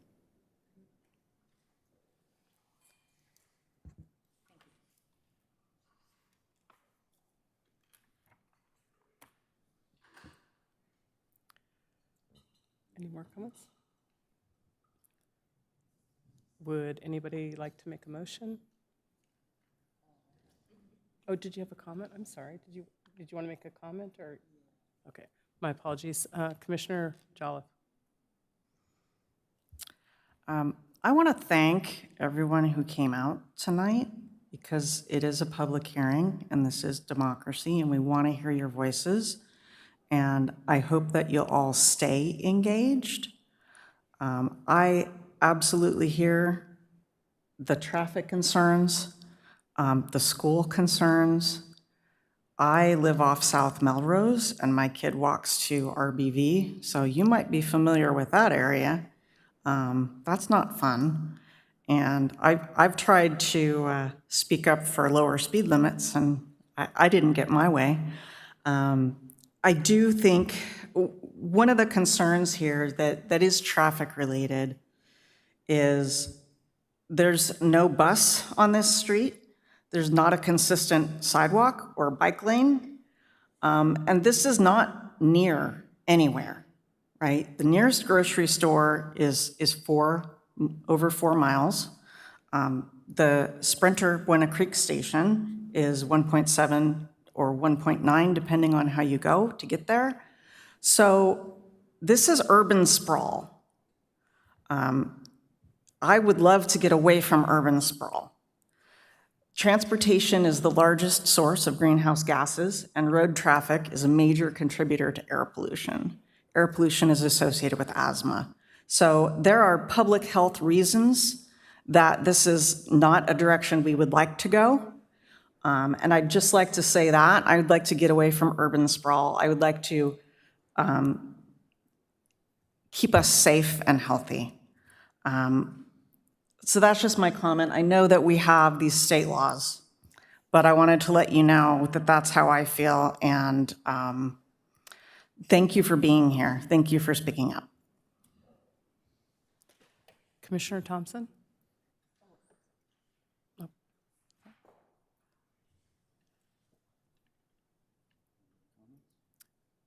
Commissioner Grimm? I will make a motion. I think we've all pretty much laid out how we feel about this. There's not a lot we can do. So I will make a motion approving staff's recommendation.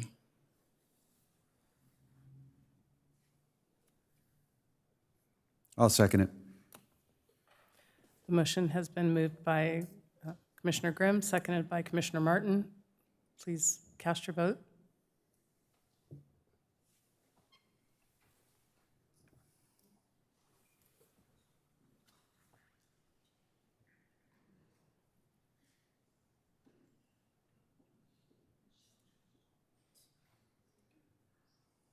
Motion passes.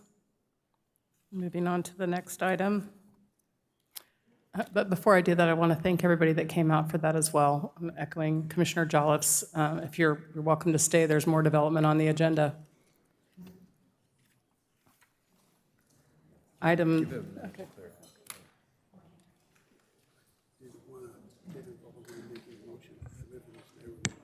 Madam Mayor, may I suggest we take a 5-minute break to let the room clear out and so we can get ready for the next item? Thank you. Thank you. Thank you. We'll take a 5-minute recess.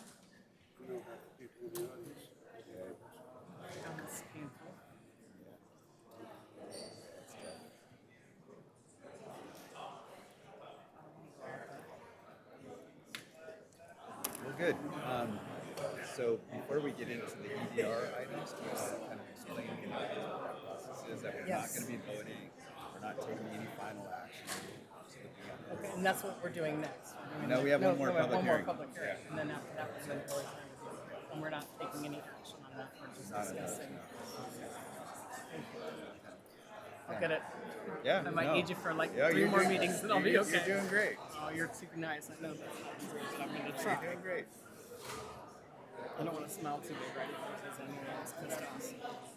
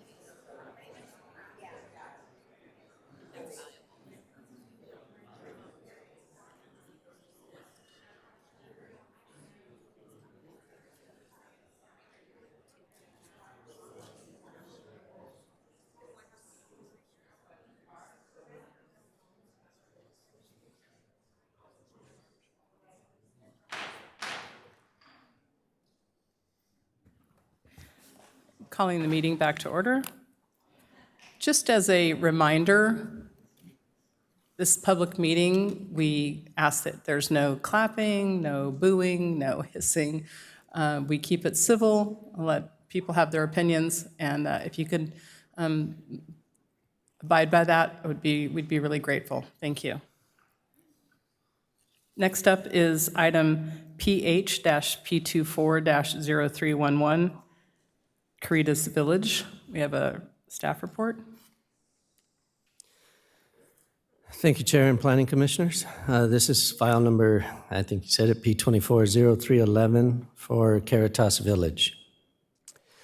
The project location is a vacant portion of land approximately 1.07 acres in size that is part of a larger 12.9 acre site that is predominantly occupied by an existing mobile home community, Estrella de Oro, at address 220 Camino Corto.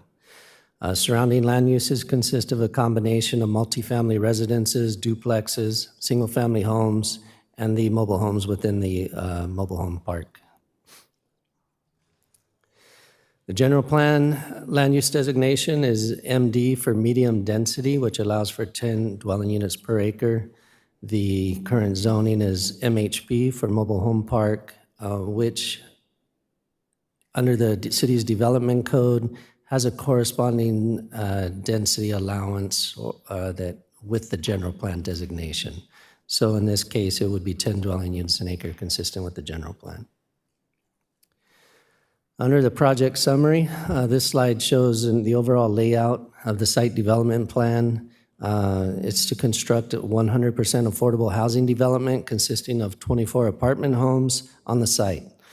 There are 3 buildings in total, 2 12-unit, 3-story residential buildings with 4 units on each floor, and 1 community building with a laundry room and club room. The site development plan features 27 open parking stalls and a fire truck turnaround area central in the site location. The site would be accessed from a single driveway off of Plymouth Drive.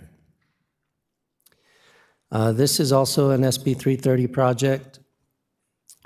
Projects that are submitted under SB 330 are exempt from any changes in the development code as of their submittal date. Although the mobile home park does not list apartment homes as a permitted use within that zone, the project application included Housing Crisis Act preliminary application form in conjunction with the request for a density bonus. This approach allows for the development of a multifamily apartment project in the mobile home park zone without the need for a zone change because state law stipulates that a proposing housing development shall not be considered to be inconsistent with the applicable zoning standards and criteria and shall not require rezoning if such development is consistent with the objective standards and criteria of the general plan. And that would be even if the project zoning is inconsistent with the general plan. Therefore, the project is under review as a multifamily development subject to development standards that would be applicable to multifamily projects in the RM10 zone, which would be consistent with the MD designation under the general plan. As far as the density bonus, the general plan medium density designation permits densities of 10 dwelling units per gross acre. Based on the gross acreage of the overall parcel, 12.9 acres, the parcel would allow for 129 housing units. Currently, the mobile home community has 107 residences.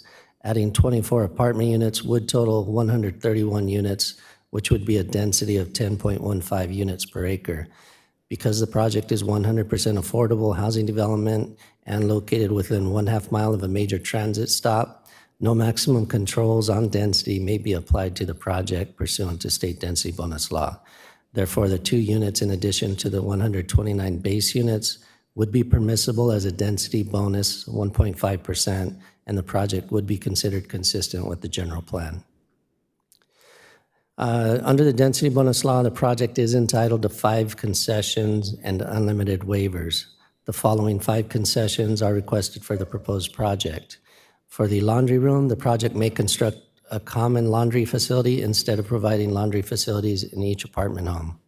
For exterior entrances, the project may construct covered walkway exterior entrances to individual units on the upper floors instead of providing building interior access points as would be required normally under the city's guidelines. For storage areas for each unit may be sized at 90 cubic feet instead of 160 cubic feet. And for the refuse collection area, the walking distance from each unit to the trash enclosure may exceed 150 feet. The furthest unit is approximately 220 feet from the enclosure as designed in this project. For retaining walls, the plannable requirement is waived for retaining walls that exceed 5 feet in height, as would otherwise be required by the city's landscape manual. That in particularly is for a large retaining wall that's behind the buildings, as will be seen in a later slide, but does not have a lot of visibility from the street frontage. Waivers must be granted for any development standards that would otherwise physically preclude the project from being constructed as proposed. One waiver is requested to allow for a 10-foot building separation between building number 2 and the community clubhouse instead of providing a 15-foot separation that would be required under the city's development code. This slide shows the exterior renderings of the 4 elevations of the residential structures. They would have two-tone stucco colors, dark brown trim with metal railings along the covered walkway and private decks. The elevation shown on the lower right would be facing the street frontage. On the residential floor plans, as I mentioned, each floor would have 4 units. In total, there would be 12 one-bedroom units at 700 square feet, 6 two-bedroom units at 880 square feet, 6 three-bedroom units at 1,160 square feet. Private open space is provided. On the first floor, there's a 101 square foot patio area. For the upper floors, they're provided with the 51 square foot deck. This slide shows the community building, the elevations. The west elevation would be the front facing the street. The size of the building would be approximately 1,250 square feet, containing the laundry facility, a 432 square foot club room, a 76 square foot office space, a maintenance room, and a restroom. This slide shows the project's open space and landscaping. 18,656 square feet of landscaping would be provided, which is approximately 40% of the project site, whereas the code requires a 15% minimum. The landscape plan proposes a combination of ornamental and native vegetation, as well as trees, shrubs, vines, and perennials. Trees would be used to create shade for the site, especially along the street frontage, the project perimeter, and adjacent to the open space areas. 2 of the common open space areas for the project are shown in the central area where there's a tot lot, and on the right-hand side of the slide where there's a passive seating area around a shade tree with chairs and so on.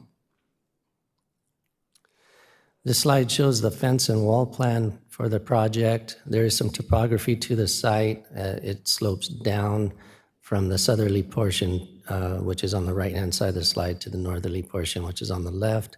So the bright or dark blue line towards the rear of the project would be a retaining wall that would range from 3 to 10 feet in height. Most of that retaining wall would be behind the structures and not very visible from the street frontage. The lavender bright pink line would be vinyl fencing around the project perimeter, and the yellow line at the frontage would be a 1 to 5 foot tall retaining wall along the frontage landscaping that would go around the basin area at the northern end of the project site, which is at the lower left. Under traffic analysis and fire safety, under the CEQA guidelines, projects within 1.5 mile of either an existing major transit stop or a stop along an existing high-quality transit corridor should be presumed to cause a less than significant transportation impact. The project is within 1/2 mile of the Vista Transit Center, therefore the project would not conflict or be inconsistent with the CEQA guidelines, section 15064.3, subdivision B, and traffic impacts would be considered less than significant. The project has been designed to incorporate all required Vista Fire Department standards to ensure that its implementation would not result in hazardous design features or inadequate emergency access to the site. Fire station number 1 is located approximately 1/2 mile from the site. Under environmental review and the recommendation, the project is exempt from CEQA in accordance with section 15332 for infill development projects. The project meets the following 5 infill conditions for this class 32 exemption. It would be consistent with the applicable designation and policies of the city's general plan and zoning ordinance. It would be developed within city limits on a site no more than 5 acres that is substantially surrounded by urban uses. The project site does not contain any habitat or endangered, rare, or threatened species. Approval of the project would not result in significant effects related to traffic, noise, air quality, or water quality, and the site can be adequately served by all required public utilities and services. Staff recommendation would be for the Planning Commission to adopt a resolution approving the site development plan to construct a 100% affordable housing development consisting of the 24 apartment homes on 1 acre located at 220 Camino Corto, along with the project's conditions of approval. That concludes my presentation. The applicant is here as well, Keratas Corporation, with the presentation they would like to share. Thank you. Commissioner Martin? Yeah, Mr. Winters, thank you for the presentation. I had a question for you. I'm Wondering about the ownership of the property. So is this a separate legal parcel, or is it just vacant land within the mobile home park and thus would have to maintain the same ownership as the mobile home park? It's a vacant portion of the overall 12.9 acre parcel. So the project area of work is 1.07 acres within that site. The mobile home park is managed by Keratas Corporation, and I assume that they would be managing this development as well. But Mr. Gabe Chavez for the applicant's team can comment more on that. Okay, so it sounds like they'd need to do a parcel map if they wanted to sell off the project. That's correct. Okay, thank you. Thank you.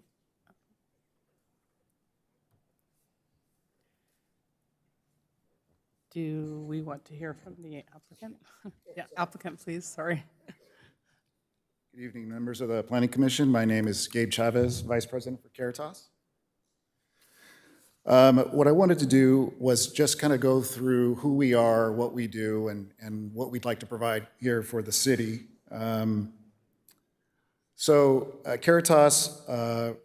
was founded in 1996 as a 501c3 with the express purpose of developing, promoting, protecting, and preserving affordable housing. So in our 29, nearly 30 years of existence, we've acquired or built 33 communities throughout California and a handful in Oregon, just south of Portland. Of those 33 communities, 2 of them are here in the city of Vista. That is our Vista Manor, and as Mr. Winters pointed out, the Estrella de Oro Mobile Home Park. We've actually been in the community for the last 27 years when we acquired these parks back in 1998. So we are your neighbors. We have been here. And in our development, as you'll see as I move through, we've done our best to become as harmonious to the neighborhood as possible.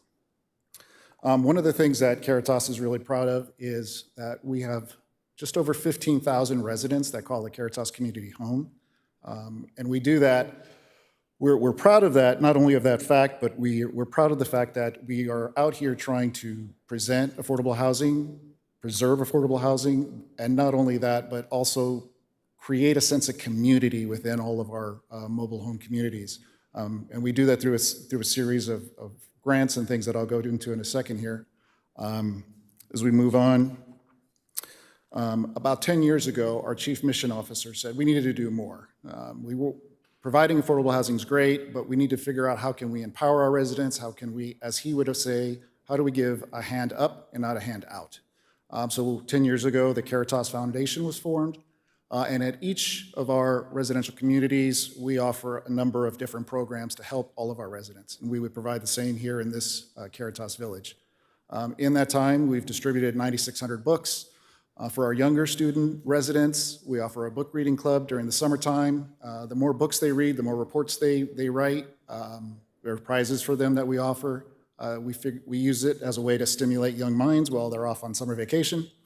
For our older student residents, we have a scholarship program where we offer tuition assistance for higher education or for those in trade schools. For our older residents, adult residents that may have been impacted in one way or another in life, we offer assistance with maintenance, rental assistance, food assistance. All of this is available at all of our communities and would be available at Keratas Village as well.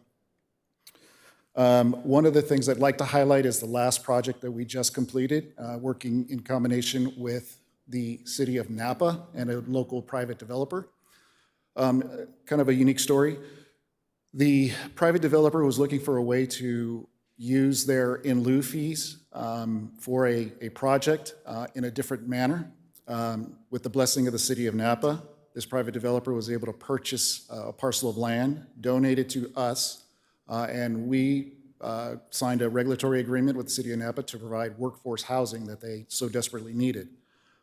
As you can see here, we completed that successfully in late in 2023, and today there are 20 units available for workforce housing. The project is 100% leased by area residents that work in and around the city of Napa, and this is what we'd hope to provide here for the city of Vista. In speaking about our project, a couple of the highlights Chris touched on. It is going to be 100% affordable housing. financed entirely by Keratas. We're not receiving any city funds. 5 of the units will be leased to residents making no more than 50% of the area median income. The other 19 to folks making less than 80% of the area median income. A couple of other highlights I would like to point out. Although we do have 3 floors for this particular project, again, trying to remain harmonious to the neighborhood, the development code states that you can have a structure up to 35 feet in height. We are at 33 feet 8 inches. We're doing our best to stay within consistency for the rest of the projects that we see out there. 24 units. We received a lot of feedback from contractors. Why aren't you developing more units? Density is the key. Again, in trying to stay consistent with the underlying density here, 24 units is where we topped out at, even though, given that we are a half mile from the transit center, there are no controls on density that are required. And then finally, parking spaces. Because we are a half mile from the transit center, we're not required to put any parking on our site. We understand residents need places to park. We know our residents are going to require it. So we have 27 parking spots that are available on site. We are also dedicating the frontage along Plymouth Drive, some of our parcel on Frontage Drive are public right-of-way, so there'll be an additional 15 or so parking spaces available in front that are currently not existing. From a general overall development outlook, this is a project that is an infill project. We're consistent with the rest of the neighborhood. There are multifamily, single family, it's a mix. We're a half mile from the transit center. We're adjacent to your downtown Vista specific plan. From a smart growth perspective, as outlined in your housing element, we feel that this project checks a lot of your boxes. And with that, I'll open it up for questions.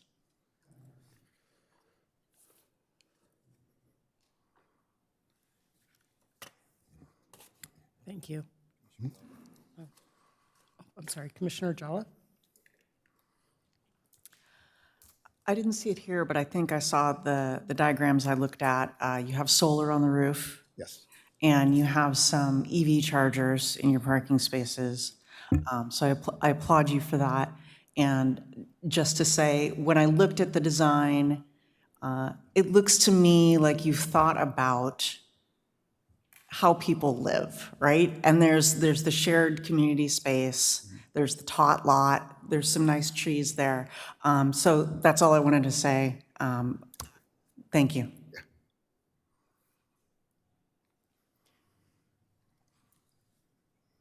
Thank you. Mm-hmm.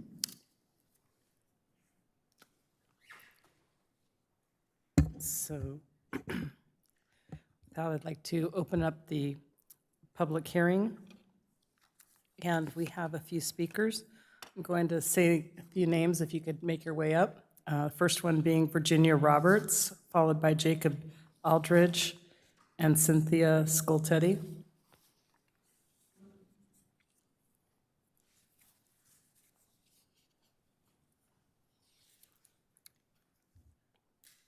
Yes, I'm Virginia Roberts. Thank you for hearing me. I have to say, I came here, this is all new to me, and I was shocked at what I'm hearing.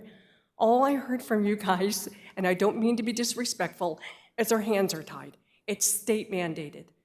And then what I'm hearing is that developers pretty much are getting to do whatever they want. I felt like I came here thinking that our voices would be heard, our concerns, because we're the ones who have to deal with the parking crisis, the traffic. You don't live where we live. And I was just shocked tonight. I just thought democracy. And here's what I want to say. I live on Knoll Road. When my husband and I purchased it 30 years ago, Knoll Road was a dead end. Could not get through to Copper onto Melrose. And then the city approved a project off of Ferrara.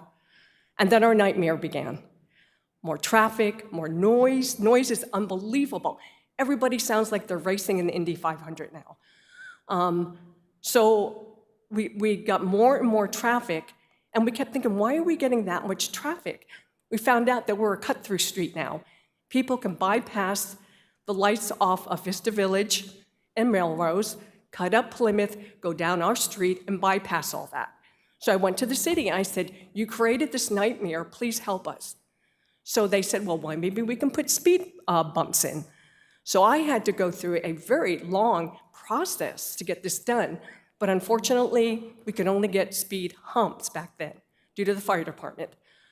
And then I thought we'd get at least 4 of them on our street. We got 2, each end of the street.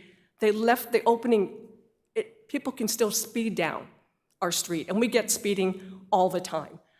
Called the police, tried to deal with them over the many years, to no avail, nothing. So we still have the traffic crisis. The noise is unbelievable. And now you want to build 24 units, apartment units off of Plymouth. I'm concerned. And the parking, so are you going to widen Plymouth? Are you going to just have everybody park outside?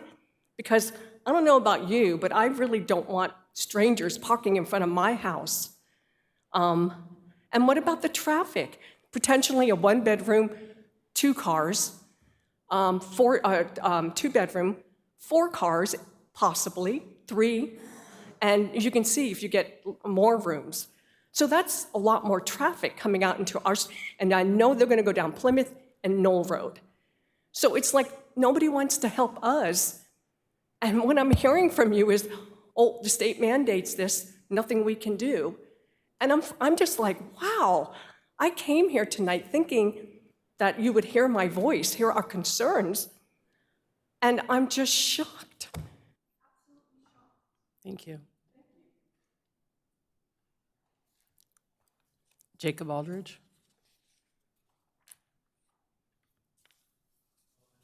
Jacob, thank you for hearing me today.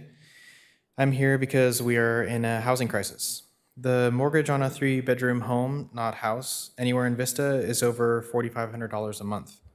Where are our young professionals supposed to live? The implications of this condition is obvious. Our city will not grow. Our living standards will slowly erode as we are forced to raise families with roommates. The cost of insuring existing homes will continue to rise as home values balloon out of control due to lack of supply. We need housing to live. This proposal is obvious infill in existing housing developments near existing public transportation. Please approve this 220 Camino Corto proposal. Growth requires compromise. Let's build a future we can all live in. Thank you. Thank you. Cynthia Scoltetti. Cynthia still here? Jim Noble.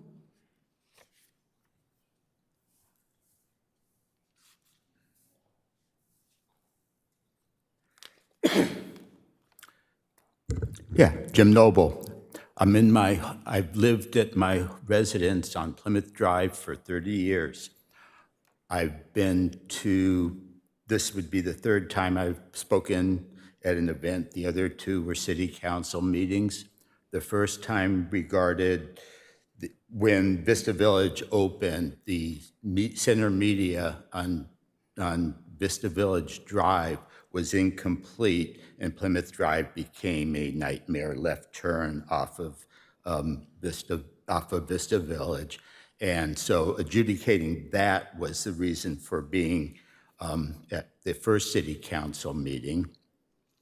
Second one was granting whatever land use modification for Plymouth Village on Plymouth Drive.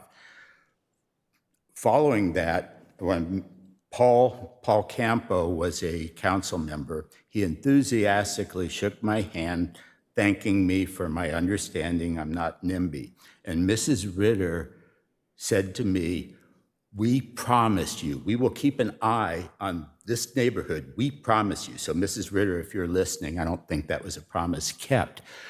Mayor Vance, concluding that with the approval of Plymouth Village, Mayor Vance suggested this is perhaps a good place to do traffic amelioration, subdue traffic, suggesting that we would do some kind of lines.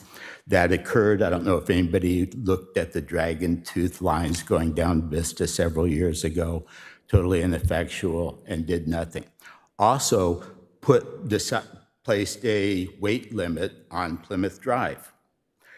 Within months after installing the sign for the weight limit on Plymouth Drive, the road crews of Vista took down the weight limit sign so they could use that signpost to put up the speed limit sign, which is 25. Neither the weight limit nor the speed limit have ever been enforced. I have, with the exception of I was cited for having shrubbery growing in front of the weight limit sign coming off of Knoll, off of Copper. That was never the issue. They were the tow trucks coming up Plymouth Drive, driving like tow truck operators in the big trucks that were way over the weight limit, and nothing was ever done. About that particular intersection, I'm speaking of the intersection where this development will be exiting, and it's pretty interesting because I brought the citation and the picture that the Vista office represented, and it really shows. Thank you.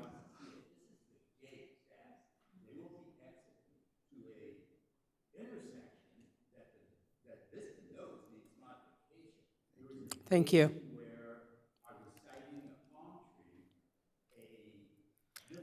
Thank you. Sir, we're limited on time to 3 minutes, but thank you. We hear you. Thank you.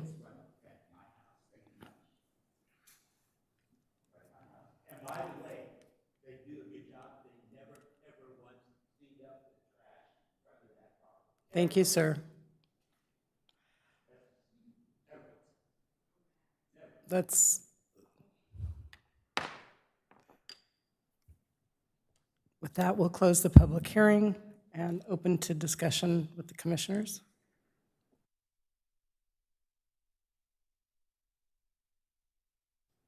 I'll start.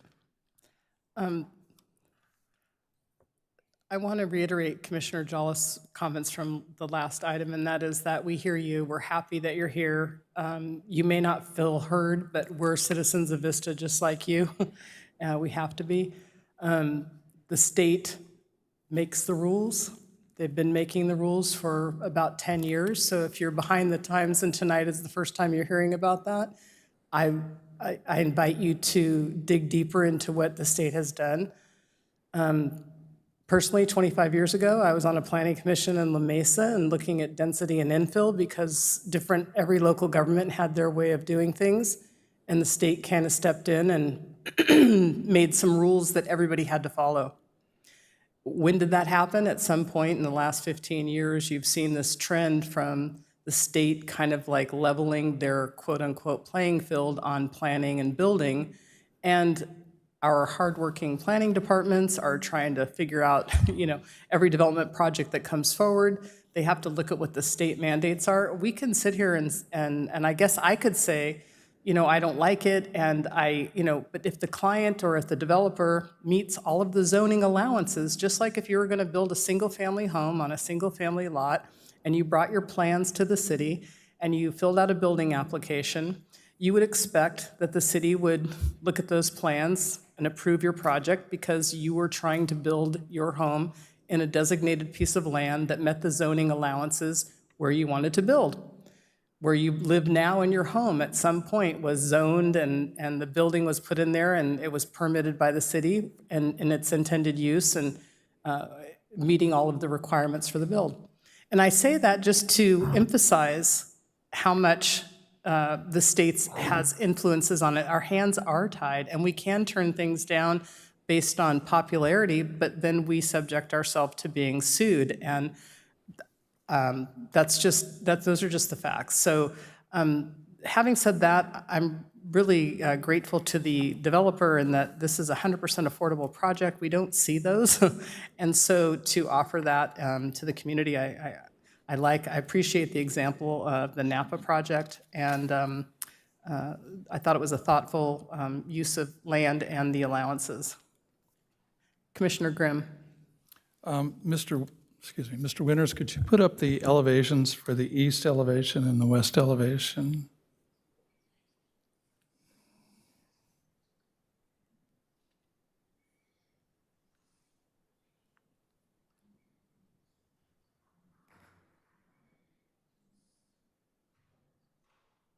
Thank you.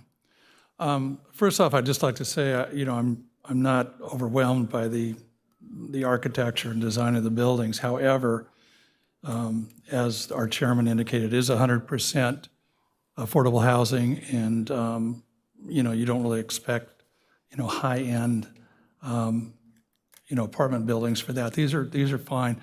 The only thing I had is that I felt that on the east elevation, the length of roof line is very, very long, and I'm not in a position where I'd want to have the developers have to pay a lot of money to fix it up, but I think there's some things you could do to that roof line, like you could pop part of it up.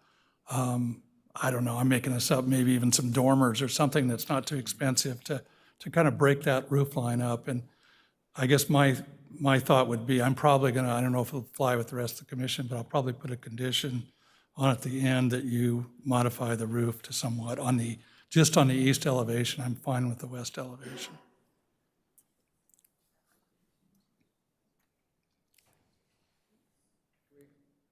And maybe you guys would like to address that. I don't know. Thank you, Commissioner. What I would respond and say is what you're looking at the east elevation is going to be the back part of this, and it'll be facing the mobile home community, and we'll have a retaining wall height that will be very close to that roof line, so you won't see a whole lot of that roof line anywhere from the street level, certainly. It would be mainly our residents within the mobile home park. Yeah, I understand that. We've generally had a policy, though, like on the back of shopping centers and everything, we would really like to at least have it looking decent for people, that can drive by, or people that might be able to see it from walking. So I don't think we're asking, or I'm asking a whole lot. That's not that much to ask, I don't think. Okay, understood, thanks. Commissioner Thompson? The one thing I was wondering about was the single-family home right next to it. Are we doing anything or requiring anything like extra between the apartment building and the one single-family home right on the side of it? The city isn't requiring or imposing anything. The applicant is proposing a vinyl fence in that area as a separation. As well, that's where their detention basin would be located. So it's not like there would be residential structure built immediately adjacent to that single-family residence. There'd be somewhat of a buffered area there.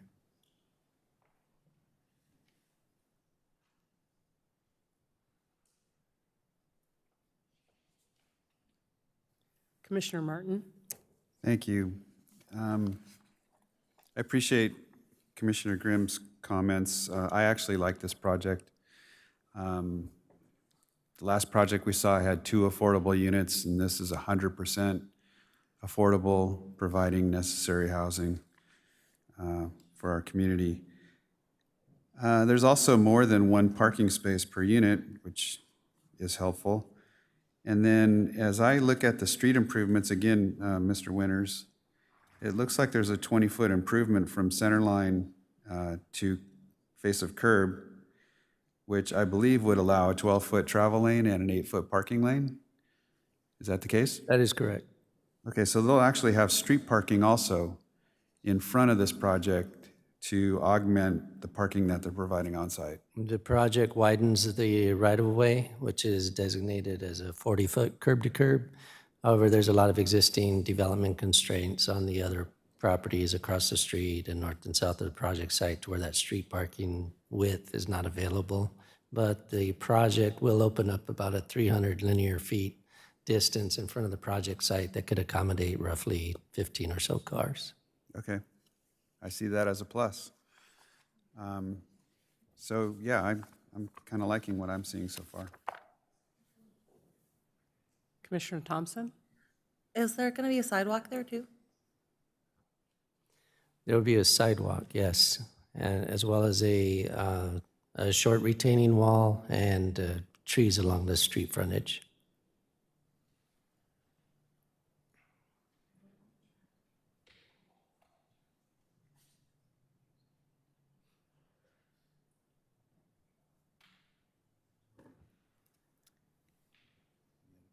Any other comments? Commissioners? Commissioners? Sir, please. Commissioners, if you have any more discussion, anyone want to make a motion? Commissioner Grimm? If we're done with comments, I'll make again, it's a good project. It's a project that's 100% affordable housing, which should really be commended.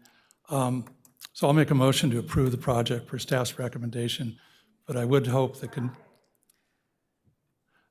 commission would add a condition that the applicant would work with staff to kind of break up the roof line on the, was it east? I think it was east elevation. And I would just ask, or recommend at least, that we ask the applicant if they're amenable to that condition first, because if they are open to it and they're agreeing to it, then I don't have any concerns. If they do, then we should have a further conversation. The applicant The gives applicant, do you thumbs up. want to answer? Give a thumbs up? Okay.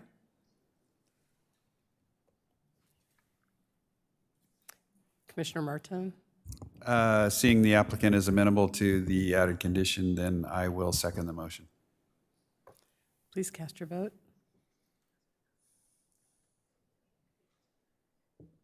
Lock it in.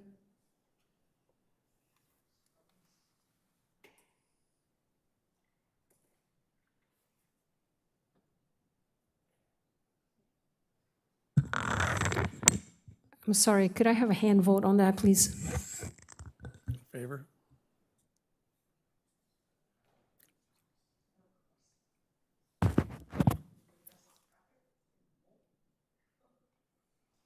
Madam Chair, you have to call for the vote. All in support?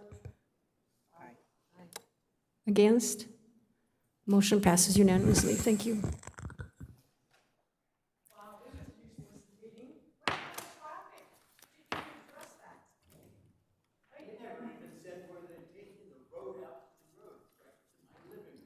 Our next items are early design review, and for the audience's understanding,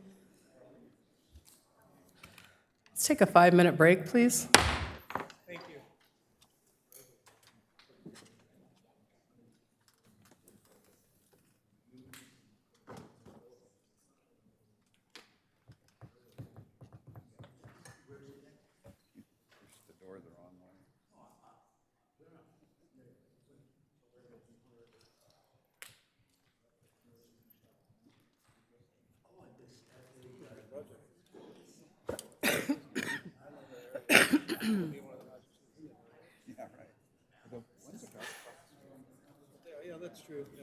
No, not at all.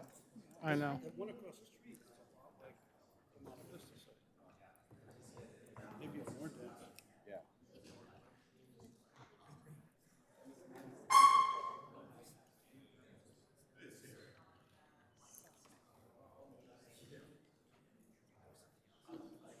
Yeah, the next two items are the design review. I was just trying to say that.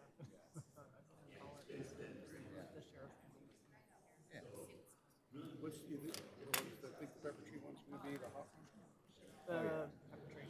You going to do pepper tree first? No, we have to go in order of the agenda. I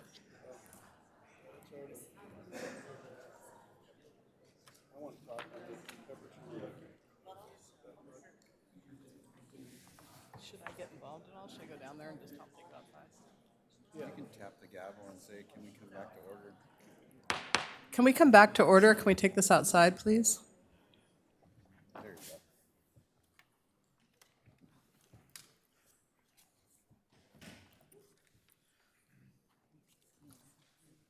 The next two items, just for clarification for the everybody in chambers, is that these are early design review. We're not taking voting. We're not voting on this to approve it or deny it. We're just going to be discussing the early design review. And to that end, I'm asking Ms. Depp if she could do the presentation regarding EDR P24-0053. Casera. Thank you, Chair. Good evening, commissioners, staff, and member of the public. The item before you is an early design review item for a multi-family residential project located at 1070 South Santa Fe Avenue. The purpose of the EDR process is to provide an opportunity for the Planning Commission to review the initial proposal and provide preliminary advisory comments to the project applicant. The project has not been routed or fully reviewed by all city staff, review only in terms of basic zoning compliance. Applicant can answer specific questions about the project design and the thought process behind the initial proposal. No formal vote or action is required or necessary for an EDR item. A little quick background for the project site is there was a multifamily residential project that was previously approved for this site in 2024 per Planning Commission Resolution number 2024-01. The original intent was to repurpose the existing commercial building into multifamily housing and construct 2 additional apartment buildings for a total of 96 apartment units. The current intent is to demolish the current commercial building to construct a new 5-story residential apartment building. The project scope is to propose to develop a multifamily residential project consisting of 141 apartment units, inclusive of 22 affordable units on a 2.38 acre site located at 1070 South Santa Fe Avenue. The site is currently occupied with a 2-story office retail commercial building. The building is soon to be demolished. Proposed improvements include a 5-story building with associated cover and uncovered parking, 2 vehicular access driveways along South Santa Fe Avenue, associated site improvements including ground level parking, landscaping, and open space amenities. The project site is zoned Downtown Vista Specific Plan, South Gateway Subdistrict. The general plan is mixed use, 30 dwelling unit per acre. These are the existing site photos. To surrounding land uses around the project site, to the north and west of the project site is single-family residential. To the east and west of the project sites are auto sale businesses. To the south, across South Santa Fe Avenue, is an RV and trailer storage and sales business and a trailer park, and also a commercial plaza. The project is submitted under a density bonus state law. The project is qualified for 100% density bonus pursuant to state law. Maximum allowable density per Downtown Vista specific plan is 70.2 units, equivalent to 30 dwelling unit per acre. Proposed density is 141 units, equivalent to 60 dwelling unit per acre. By providing an allocation of 15%, which is 11 units for very low income households, AB 1287 allows for a density bonus of 50% or 36 additional units. And on top of that, by providing an allocation of 15% for moderate income households, AB 1287 allows for an additional 50% density bonus, which is 36 additional units for a total of 72 additional units per density bonus. The project is qualified for 4 concessions. Concessions may be requested to relieve open space, building height, minimum setback, and minimum step back requirements. Density bonus parking requirement is half a space per unit since the project site is less than half a mile from a transit center.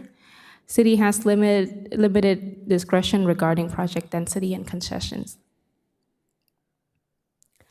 Some specific about the proposed project. The projects include a multifamily residential building, including 26 studio, 49 one-bedroom, 66 two-bedroom floor plans from 480 square foot to 910 square foot, total of 141 units.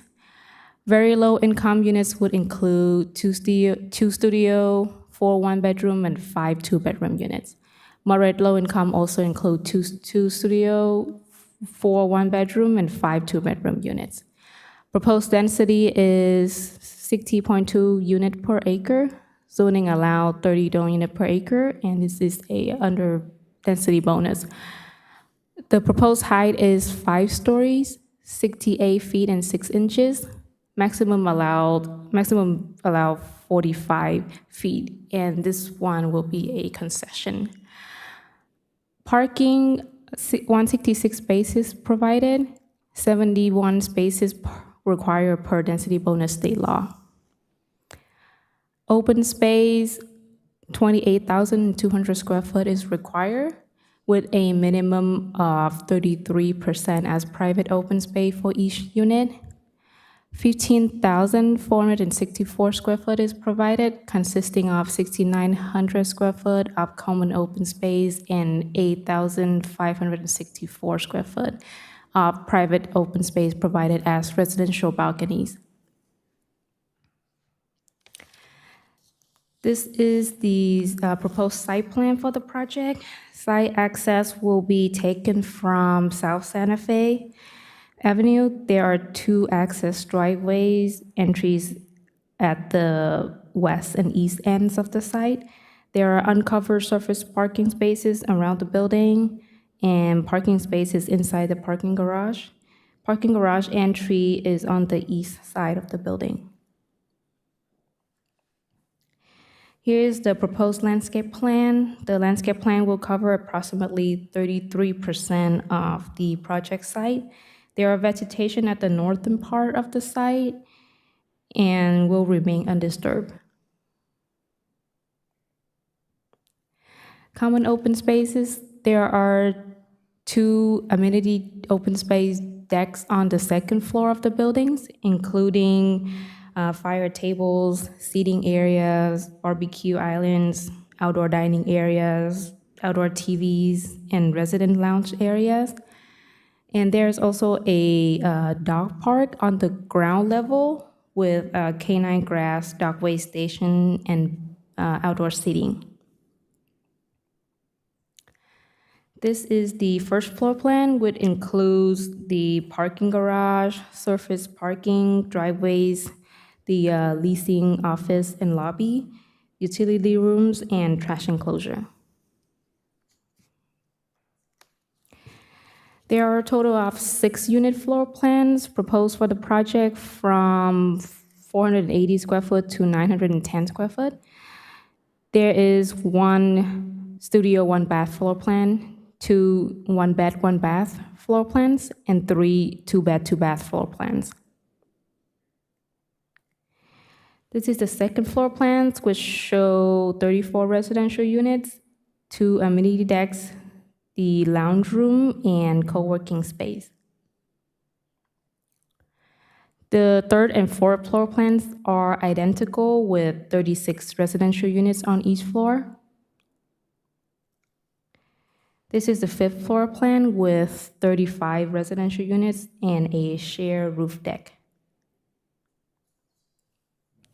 This is a perspective elevation rendering looking east at the project from South Santa Fe Avenue. The building is contemporary modern architecture, articulated with varied building faces, decks, windows, and a blend of exterior stucco colors such as off-white, tan, gray, brown. Residential balconies would include metal railings. And here are some additional perspective renderings. And here are the architectural elevations. Staff requests that the Planning Commission provide comments to the applicant related to the proposed design of the project. No formal vote or action on this item. And that concludes staff presentation for this EDR, and the applicant is here to answer any questions, and they will have their own presentation that they can share with us. Any commissioners have questions of staff? Okay, then we're ready for the presentation. By the applicant. Thank you.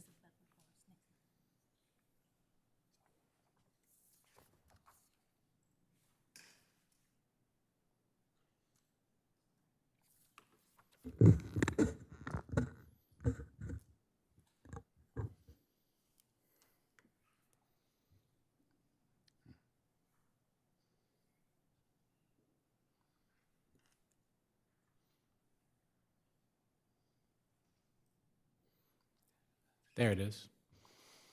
Good evening, Commissioners. My name is Rob Honer. I'm one of the principals at Ambient Communities, and I was the one who was up here a little over a year ago when you approved a different project on this site for us.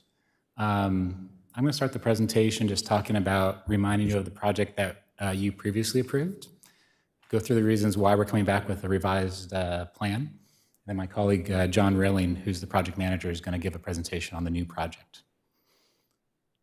At Ambient Communities, we have a history with the Corky Macmillan companies. We started Ambient back in 2011.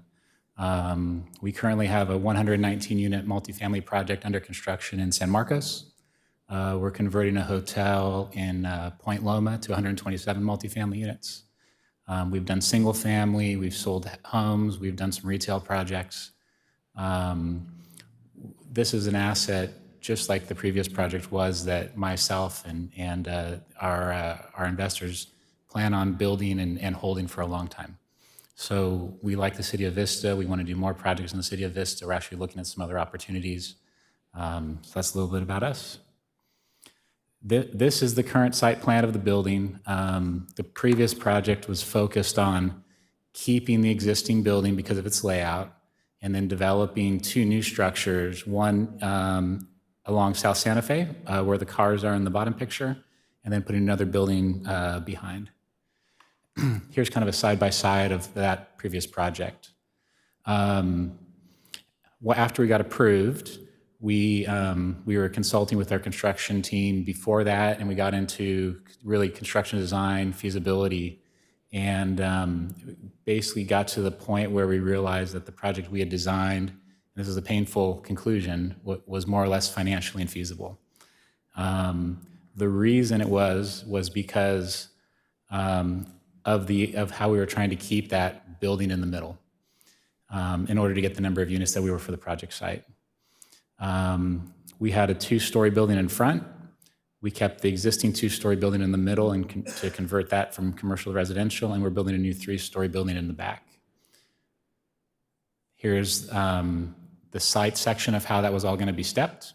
The site's unique in that it's lower along South Santa Fe and steps up in the back. And there were challenges with the hillside behind. There was sensitive vegetation that we were avoiding.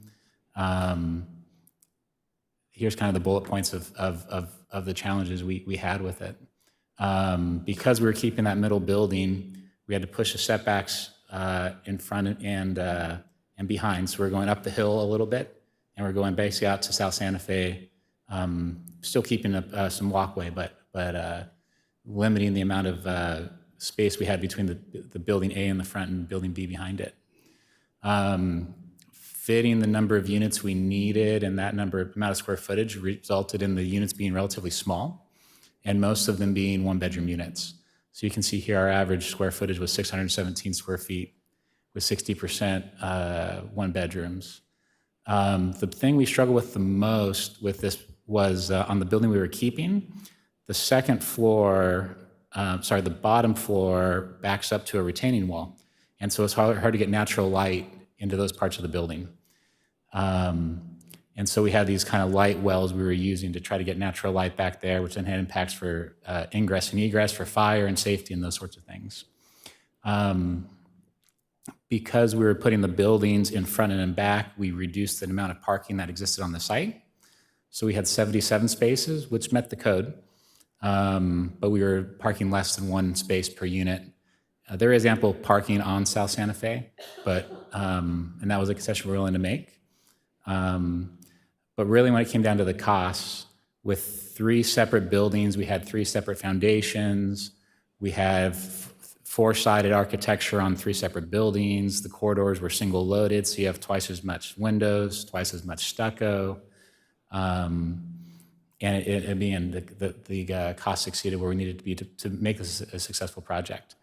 So we went back to the drawing board, hired a new architect, and are ready now to present the new project that John's going to present.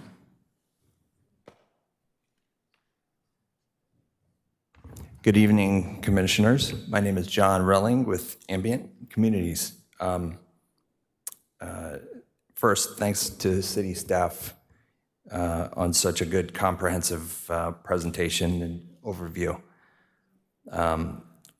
That's already covered a lot of the salient material, so I don't have a lot to add, but I'll go through some of the key elements and kind of piggyback on what Rob said, that sometimes with real estate projects, you go down a rabbit hole and you don't realize until it's too late that you're quite literally in the hole.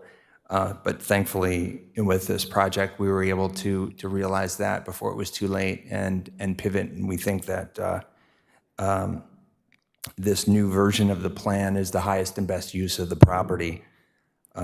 So, given that there are many other existing commercial opportunities throughout the city, and given that this is a prime residential location near job centers and educational hubs and transit, we felt that this site was exactly the type of site that could support densities of 60 units per acre. As you can see from the tables on the right-hand side, the proposed project is 141 units, and that includes 22 affordable units. The project proposes a mix of studios, 1 and 2 bedroom units, ranging in size from approximately 480 square feet to a maximum of 910 square feet. This averages out to about 709 square feet per unit and works out to just under 60 units per acre on 2.4 gross acres. The project also proposes 166 on-site parking spaces in a configuration of surface and podium garage parking areas. The configuration of unit size and type is more in line with the demographics of the Vista submarket. So as you can see here, the green column on the left is the approved project from last year, and the blue column in the middle shows the proposed project. So on the right is the variance between the two. By comparison, the proposed project adds 14 additional affordable units for a total of 22 affordable units, and the proposed project adds 31 market rate units as well. Compared to the approved project, the amount of studios increased by 14%, while the amount of 1-bedroom units decreased by 21%. The 2-bed units increased by 9%, and then we removed the 3-bed units entirely. So lastly, the common open space increased by about 1,878 square feet, and we added 89 parking spaces, as I mentioned, through the use of a podium parking structure. And this slide shows how we calculated the state density bonus, and that was already covered by staff, and I'm happy to answer questions. But in summary, the state laws were updated as we were processing the last project, and the new law results in more affordable units and concessions, a few more concessions to help facilitate infill multifamily development. Staff touched upon the open space requirements, and however, just to point out, the proposed project provides a surplus of private open space and passive open space. So when comparing the common open space requirements, we end up with a net surplus of 11,841 square feet. These are some of the conceptual colors and materials, and as staff mentioned, We chose a combination of earth tones and lighter colored vertical massing to break up the look along the street. The darker tones are more prevalent along the sidewalk, and the lighter colors are more prevalent at the higher levels of the building. This shows the existing sidewalk on the left and the proposed plan view on the right-hand side, and the proposed on-street parking and street trees.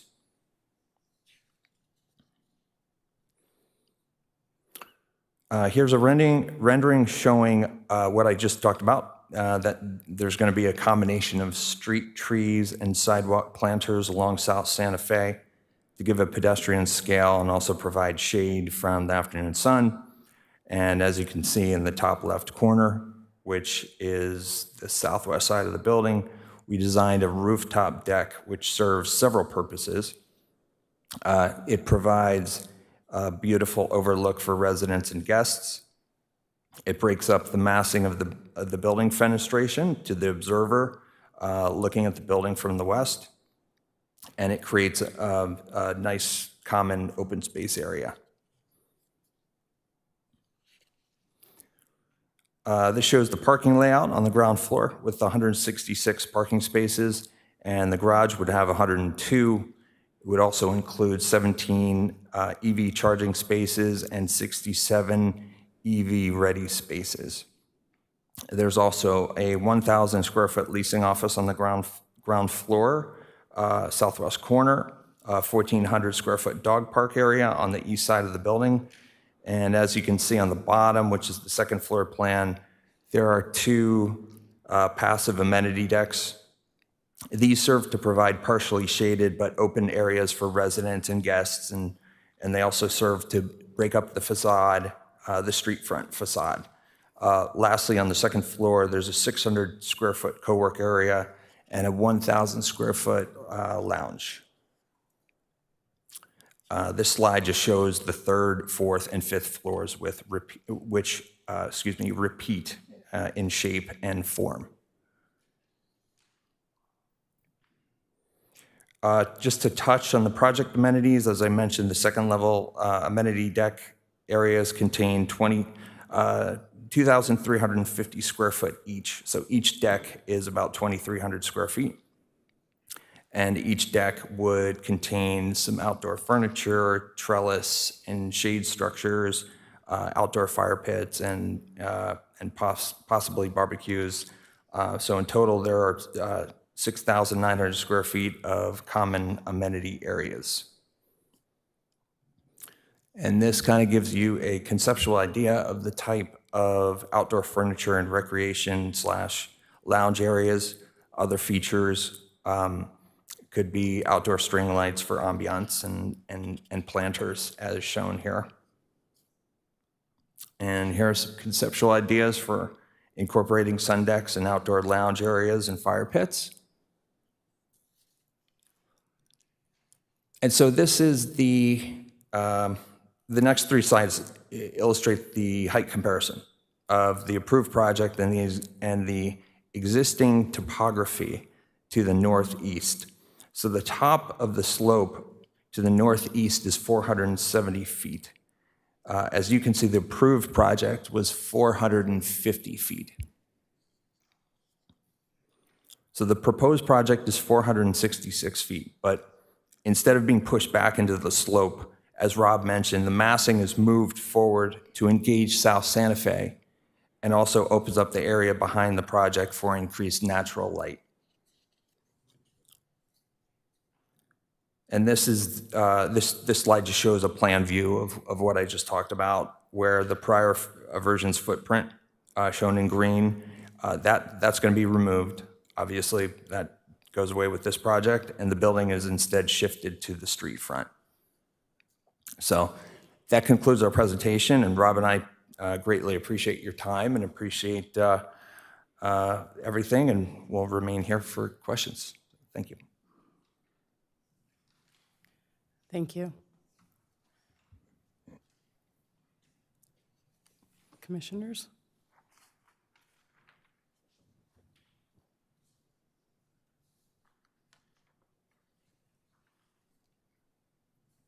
Commissioner Jolliffe?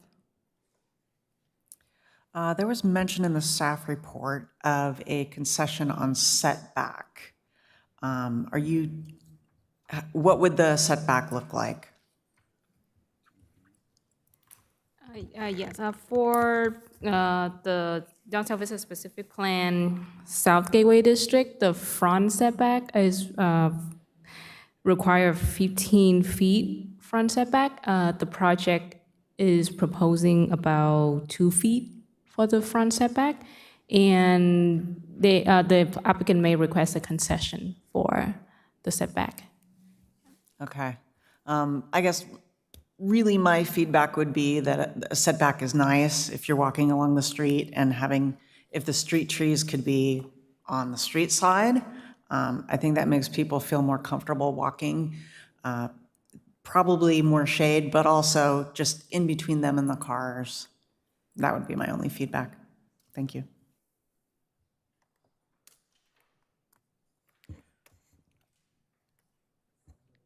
I'd like to first address your initial project. I was here when you brought that forward. And I did have a big concern that the doors of the front units were going to be opening onto the street. Just the design, I thought that street is a lot faster than 35 miles an hour. That is the speed limit. So it was a concern as a resident that people would walk right out of their house right into that type of traffic. So I'm kind of happy to see, I'm happy to see the difference. I like the new project because all the parking is on that first level, on that street level. It seems that the parking is what you'll walk by when you're walking down the sidewalk. They'll have a parking space there. So to that end, I appreciate the design change. I am concerned about that height, but I think that the massing coming forward away from the hillside is. I'm glad you thought about that, and the open space areas on the second level, I believe, is only available to the tenants, so you don't have any public access to that. And finally, I think the number of units that are affordable, that allow the density bonus and allow the concessions for the project, you've kept all that in mind, and I like the project. I think the colors are nice. I like the massing being forward, and I think you did a good job with the change. Commissioner Martin? Yes, thank you. Yeah, I have a lot of comments actually in looking at design aspects of this project. I really like the floor plans. I think the mix of floor plans is really nice. The units look very livable. They're good sizes. So yeah, I appreciate the floor plans and I like the way that those lay out. The rest of it though, I mean, if we're looking strictly at the design aspect, this building is massive. And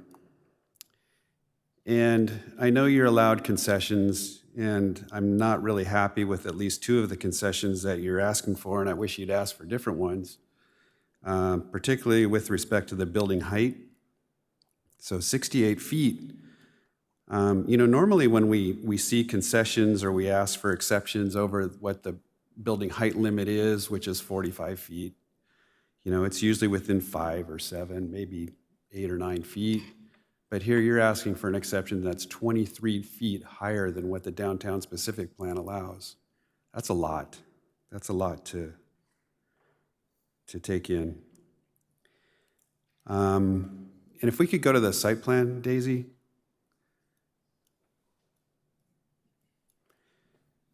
Yeah, go to the colored one, please. The front setback of 2 feet. And I know it varies a little bit with some of the little ins and outs, but the front setback of 2 feet for a building that goes up to 68 feet tall is just way overwhelming on the street scene.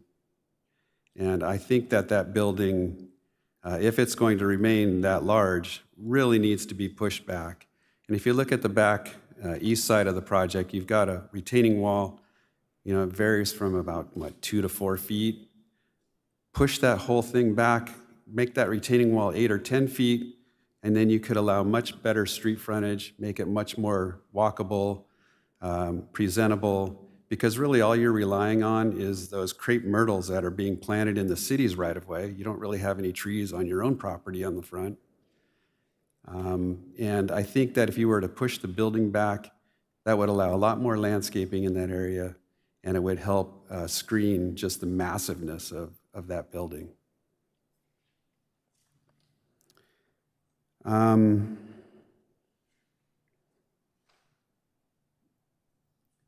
Yeah, I not kind of following up on something Commissioner Grimm brought up in one of the previous projects with the uniform roof line. I'm seeing that here in this project too. It just seems like we've taken that elevation, whatever that number was, and we're just bringing that roof line all the way across. And so, I mean, to me, maybe a mix of 4 and 5 stories would certainly make the building look a lot more attractive, especially if you push it back and allow some landscaping to soften that front edge. But I think that's something that I would ask you to consider. If we could go to the elevations, Daisy, especially the east elevation, the rear. So the upper right-hand corner shows the east elevation, which is the rear of the building. And what you're seeing there is you've got 3 floors of bedrooms that are cantilevering out from the building and supported by what looks like sticks. There's just no form there at all. And so I really think you really need to kind of reconsider that and how that's working, because you're dropping those poles right down in between parking spaces. And of course, I don't want to see us lose parking spaces by providing more mass there. But is there a different situation? Maybe you change those units and draw that building back in a little bit so you don't need the supports. But what you're showing there, to me, is not really a good architectural solution. I'd like to see something different.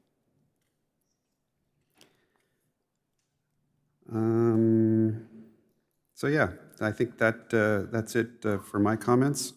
It's a good start, but I think it really needs some work. Thank you. Commissioner Grimm? I agree with a lot of things that Commissioner Martin said, but I will start out by really saying that I basically like the look of your architecture. I like it. The point about being high is an issue. That's a very, very tall project.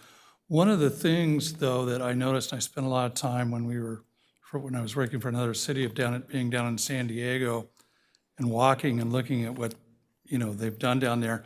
One of the things that really does help when you're looking at height and you're walking along the street is to do what you guys have done, and you have kind of a 1-story element that runs along the front there. And I'm not sure, I didn't scale it off, I'm not sure how deep those go back. But if you look at some of the buildings in downtown San Diego, you'll see that there's a 1 or 2-story element that's maybe, 20 feet wide. And then after that, they push the height back, and then it goes up. And to some extent, I think what you've done with those elements relieves a little bit of the height, at least if you're walking along the street. But I still think that's a really high building, and I would concur with what Commissioner Martin said. One of the other things I did want to note that I really like about the project is that you guys have done a really good job on a mix of units. A lot of times we get, all studio units or all ones, you've got a great mix of units there, and I really do appreciate that. So those are my comments.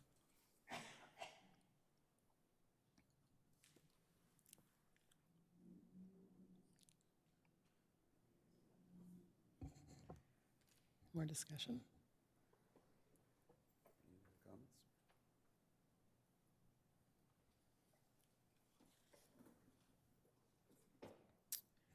We have a speaker card for Jacob Aldridge.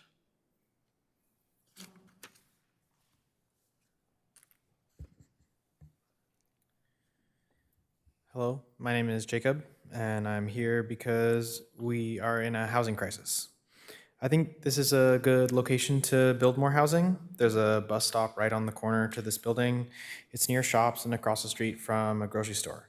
However, I think this space is too prime to not consider for truly mixed use. It's half a mile from a train station and along a major thoroughfare.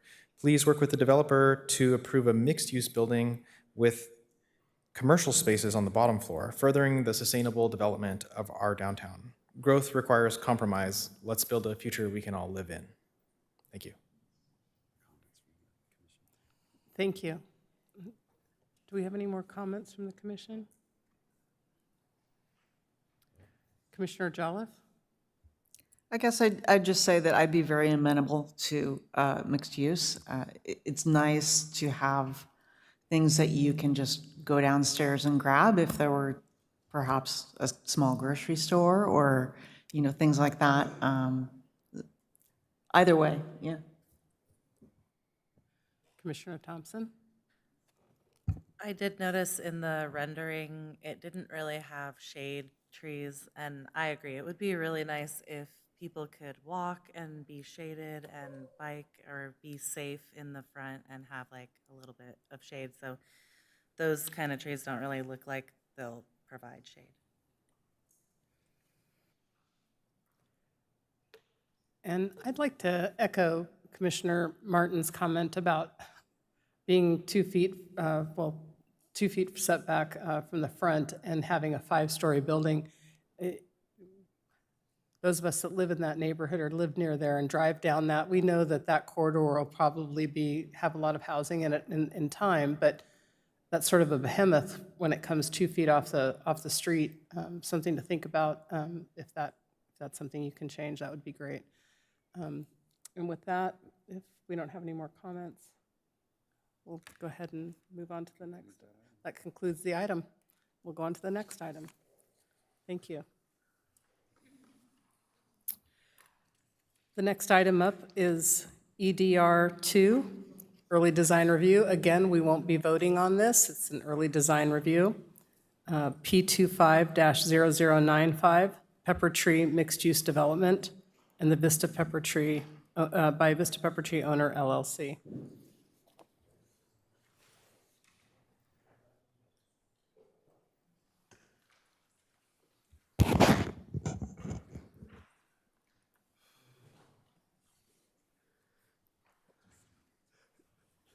Thank you, Chair, members of the Planning Commission. The project before you tonight is an early design review for the Pepper Tree mixed-use development. The application number is P25-0095. I think Daisy went over the purpose of the EDR, so I'll skip that slide.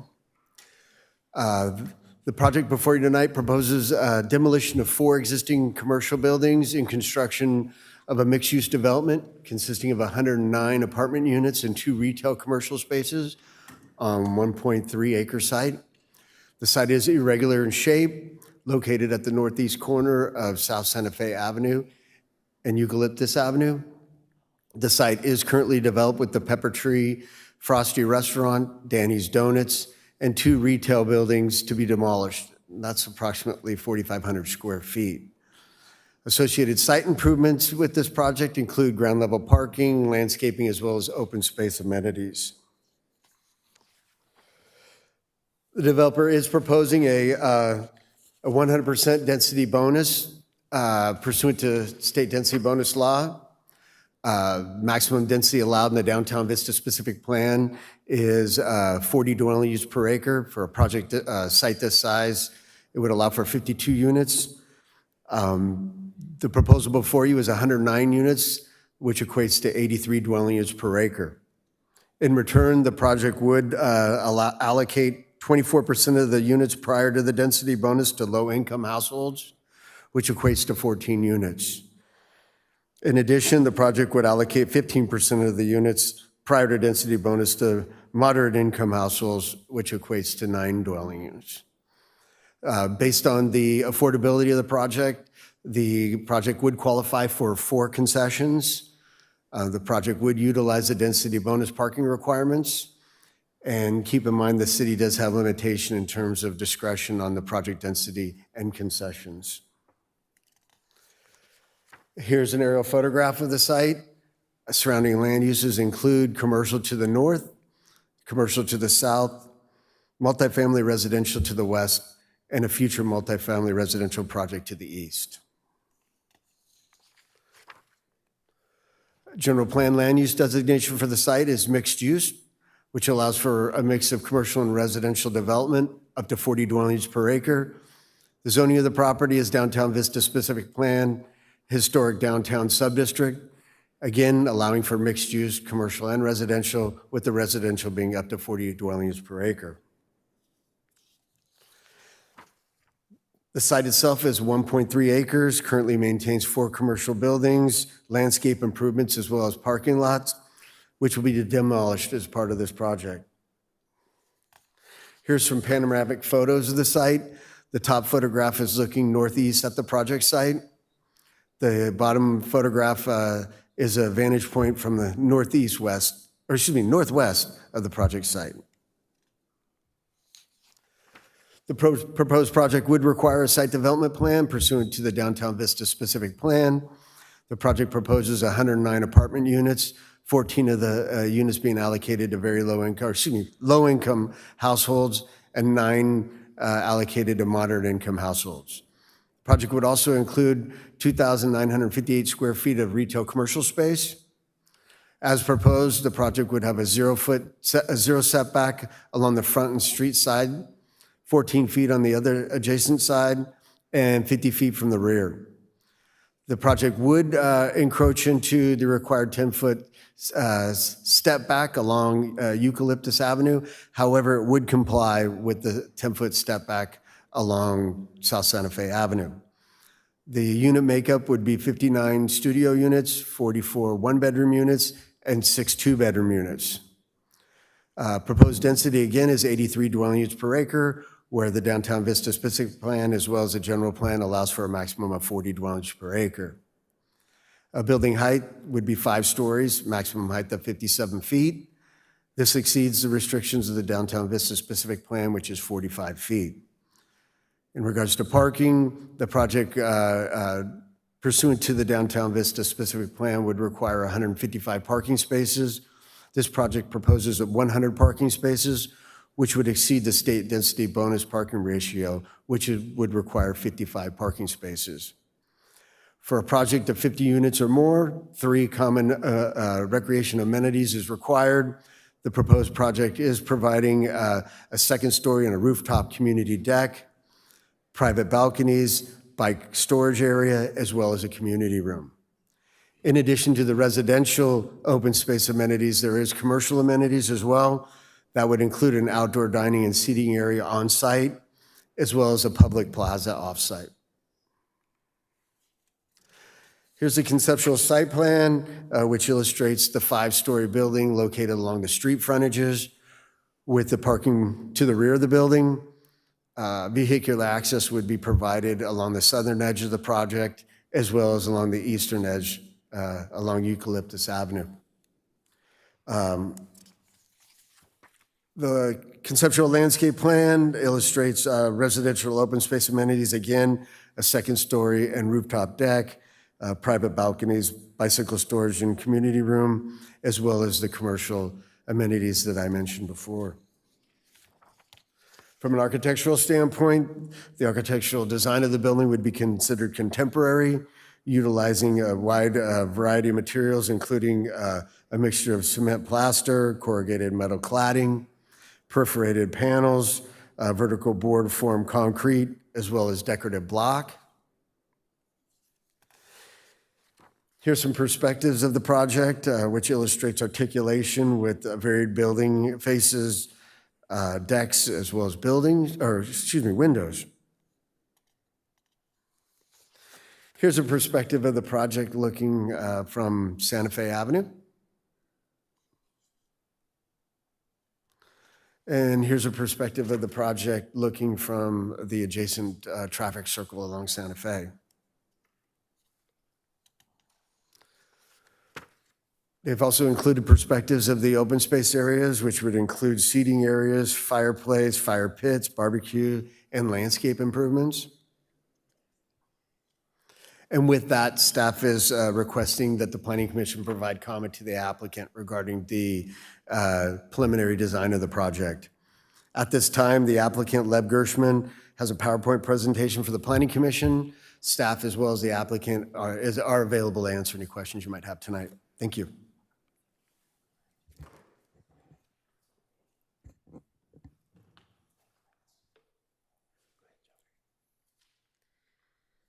Good evening, honorable commissioners and city staff. My name is Joe Villasenor. I am the son of Danny and Linda Villasenor, the owners of the Pepper Tree Frosty. And I'm honored to be here before you tonight. My family is now in its 5th generation in Vista, and we are very proud to be part of this community. I raise this because we are partners in this project, and we will remain owners. And I know this is somewhat unique in this setting where the owner remains and stays around, but that is the reality of what we're doing here. We aren't going anywhere. We aren't selling anything, and we aren't being forced to do anything. We are, a proud partner to help create this vision and to create this development with our development partner. I just want to clarify that so there's no misunderstanding with the public in that sense. We've been heavily involved in every step of this process. We've invested a lot of our own time and resources, and we will continue to do that as part of this project. We have carefully approached each step of this. We have thought long and hard about each step that we've taken, and we carefully chose a development partner who shares our joint vision for this project, which is what you will see in our presentation. We support the project as it will revitalize the area. It will enhance the growing arts district here in Vista, and it will connect downtown with the Paseo Santa Fe, which has been tremendously successful so far. So we are looking forward to those aspects of the project from our family's point of view. It's going to also create a public gathering space, which you'll see. The space is important to us because we've had a lot of community events at our property over the decades, as you maybe recall, and we wanted to continue that. So we wanted to bring community together and continue that space and continue that tradition. So we look forward to continuing the Pepper Tree as part of the project and improving our community and creating a better quality of life and more opportunities for our friends and neighbors. So thank you very much for your attention and time this evening. Thanks, Joe. Thank you so much, Joe. Good evening. My name is Lev Gershman. Thank you, members of the public. Michael Ressler, thank you so much. Director Chow and commissioners. Before I dive into the presentation, I want to say 2 important things that shouldn't be forgotten. 1, Pepper Tree Frosty is staying. It's going to be part of the development. It's not going away. 2 is it would have been a lot easier for the Villasenors to sell the property and wash their hands. Instead, over the last 2 years, we've worked together to get the property out of the flood zone. And by doing that, got a lot of other properties out of the flood zone by adjusting the FEMA map. And some of our engineers are here that could speak to that. So thank you for the trust. And with that, a brief statement from our Tideline team. We feel a great sense of responsibility. Pepper Tree is a special place, and memories created there are woven into the fabric of the community, full of shared moments, experiences, relationships, and stories. Danny and the Villasenor family embody the very best of Vista, a life of purpose, service, kindness that has touched generations.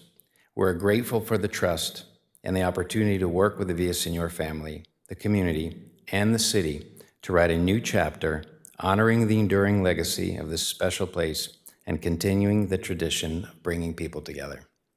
With that, I'll turn to our presentation and introduce our team.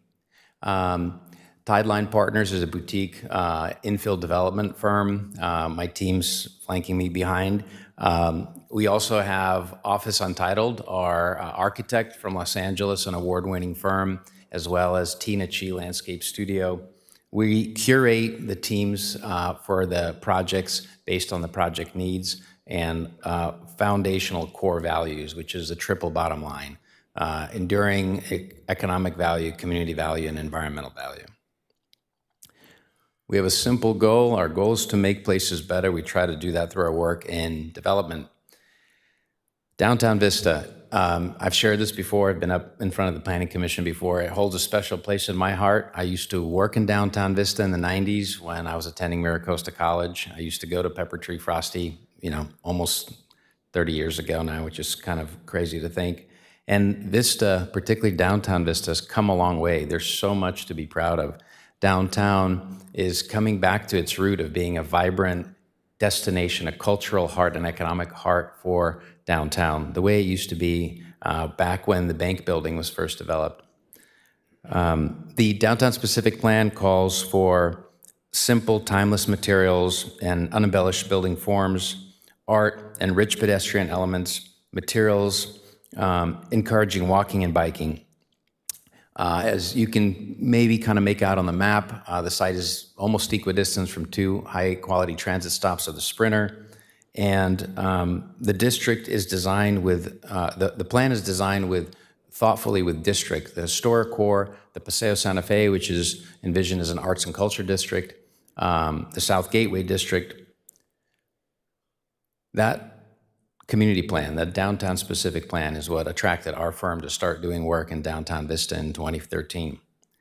Everyone's familiar with the site, but a few quick things to point out on the map here is the site is improved with roughly 4,000 square feet of commercial space. Our development will bring 4,000 feet of commercial space to the property. You can see the beautiful frontage of the South Santa Fe and the improvements that were done as part of that capital improvement project. And in the lower left-hand corner of the slide, you may be able to see the guardrail and some fence that obscures what is otherwise a 14-foot drop down to the concrete box culvert below. Our hope is working with staff to cap the gap and turn it into a public plaza space that can enhance the memorial park that's just across the way.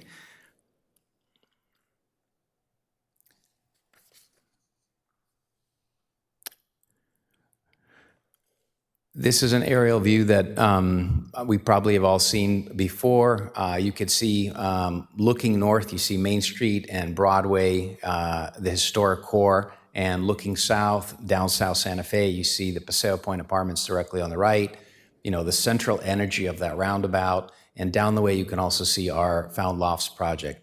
This is an important transition site. We hope to energize and activate this site to drive energy from the core of downtown through South Santa Fe. With that, I want to make one more comment about our neighbors. We have Vestonian to the south and Best Pizza to the north. We've met with a lot of our neighbors. Some of them are here to speak in support of the project. They're excited about what this will do for their business, how it will support their business. And I want to transition it now to a Tideline principal, Ryan Spruceton, who's an architect, to share the project and the site concept. Thank you, Lev. Thank you, commissioners, staff, and members of the community. I'm Ryan Spruceton, a principal at Tideline Partners. As Lev mentioned, an understanding of the site has been foundational for us and a starting point for the vision of the project that is uniquely rooted in place and that acknowledges the importance of this site in the fabric of downtown. We've been inspired by the potential to connect districts of downtown, but also by the potential to connect people. The mix of affordable units and market rate units will increase options for people to live downtown, but will also promote street-level activation. Oh, thank you. Street-level activation and walkability. I think you see in some of the conceptual renderings the focus, and hopefully as we walk through some of the design elements of the project, the focus on pedestrian-oriented retail and places for people to engage with the building, the landscape, and with each other. The focus of energy is on the roundabout, but also continues down South Santa Fe and acknowledges the adjacent Buena Vista Creek and nearby Veterans Memorial Park. As Lev mentioned, we are contemplating improvements to the creek right-of-way as well, and the Wishing Well Park. The vision of the place that we've embraced is what continues to drive the team and our efforts as we study and evaluate design elements and materials that make up the project. I think as many people know this site as Pepper Tree Corner, and I think that started for us as we were looking at the massing of the building, and you can see an L-shaped building, which is essentially a corner building. The next steps for us were to look at how to articulate that mass to effectively break down the scale of the building, and also to open up that corner to provide sight lines through the site, provide places for breezes to pass through, and then also to shift volumes to break down the overall apparent of the, mass of the building. The integration of outdoor spaces such as the roof terrace and outdoor amenity on the corner further break down mass and create visual interest and create interesting moments of experience in the project and in downtown Vista.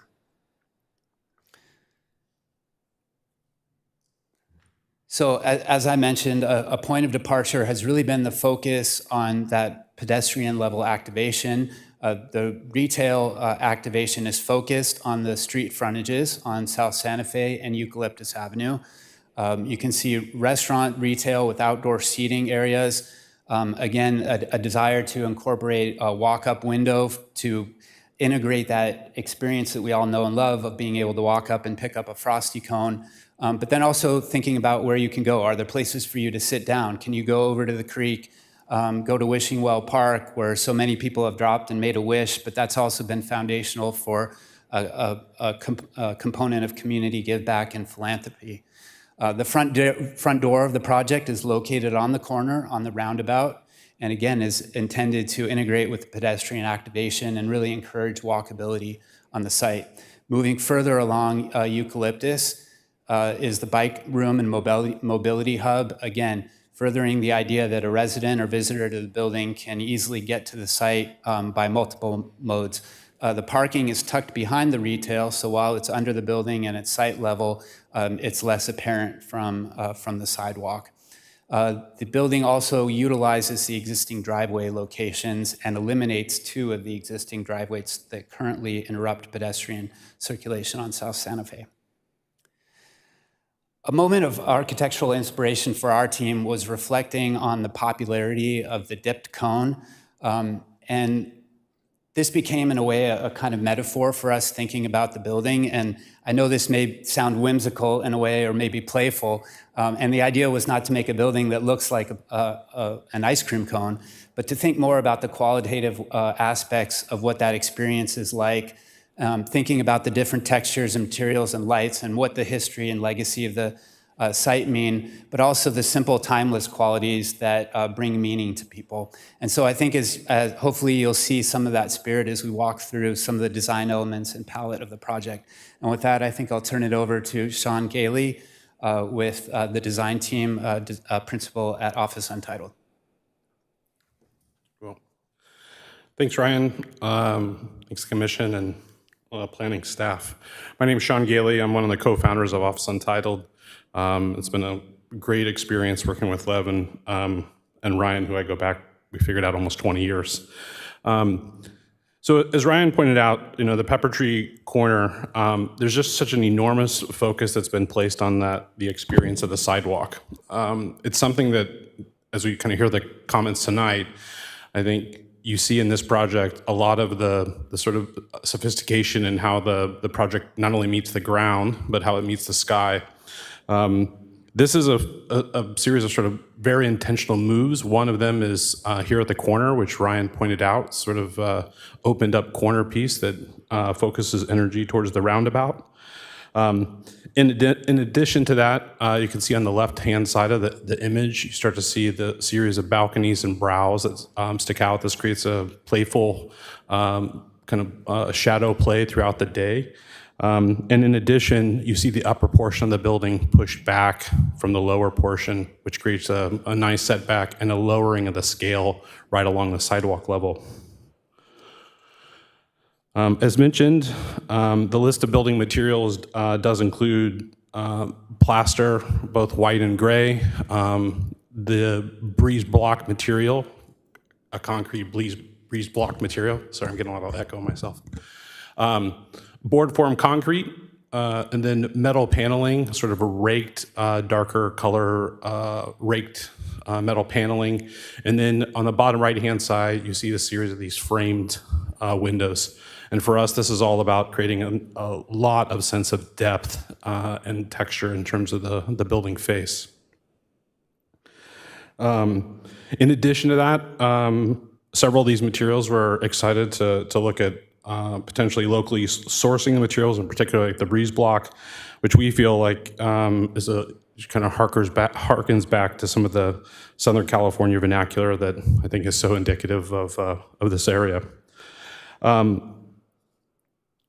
As I go back to the Santa Fe experience, which Ryan started to set up, I want to point out the unique storefronts along the street level.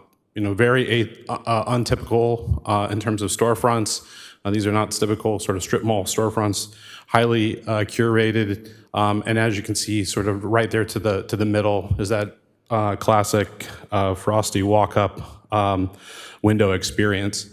Something that from the very beginning of the project has been something that we've worked with the family and with Lev and the entire team to incorporate. You notice it has a very different sensibility than the other storefronts, and that's really about celebrating the history of that experience that's been there for generations and generation. In addition, you start to see on the second level where the building pushes back, a series of communal spaces. You see one on the right-hand side. There's a bit of a brow there that starts to set up shadowing, but it also allows us to light it at night, create a little bit of a lantern there in the corner. And then as we move ourselves up into the top left, you start to see a rooftop terrace, which was also referenced earlier. This is all in servitude of this idea of pushing back from the street, cascading the building, but also being able to cascade it in terms of the roof line so that while we undulate both in and out and plane, we're also able to step down as we come to the Pepper Tree Park. As illustrated in the site section, on the left side of this, you have Santa Fe Avenue. Effectively, level 1 is at sidewalk level of Santa Fe Avenue. There's a fairly considerable amount of elevation change between Santa Fe and Eucalyptus. It allows us to put the predominant amount of parking directly behind the retail below grade, and it also helps to reduce the perceived height of the overall building from the Eucalyptus side of the project, and then begin to allow a much better relationship between our project and the adjacent projects just on the other side of Eucalyptus. With that, I'm going to turn it over to Tina.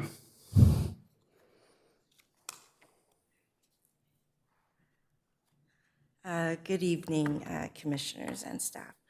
So I'm Tina Chi, landscape architect for the project. And so as Lev and Ryan mentioned, open space, the quality of the open space is very important to us, and in creating the spaces for connection, for well-being, for the Vista community at large, and obviously for the residents of Pepper Tree. And this is good, we are thinking about it in a very thoughtful manner, with an intimate scale in its detailing, in its proportions. And so this is all starting out, though. First, want to point out that Wishing Well Park that we are creating by capping this first section of the Buena Vista Creek. And here we want to celebrate the existing pepper tree first and foremost. That's going to be remain on site, as well as the wishing well. We want to preserve the history and the culture of place by keeping these two elements there. We will have a series of raised planters that'll frame a articulated public plaza that will have fixed seating, as well as loose cafe tables for outdoor dining, such as after you get frosty and ice cream to have it there. And then these tables can be easily removed to create a flexible space for small events, as Lev mentioned. And then as you continue along Santa Fe, there's a series of planting areas that will help soften the edge of the building. And then you make your way around to the corner where we're celebrating that corner with a gathering space there as well with integrated seating as you're overlooking the roundabout and sculpture. And then as you make your way around that corner, planting will also soften the building edges as well. The existing trees, we plan on keeping all the existing trees as is in the street trees. And then with the parkway planting, we plan on enhancing it as needed. So the planting palette, it will be primarily California native with some adaptive, climate adaptive planting.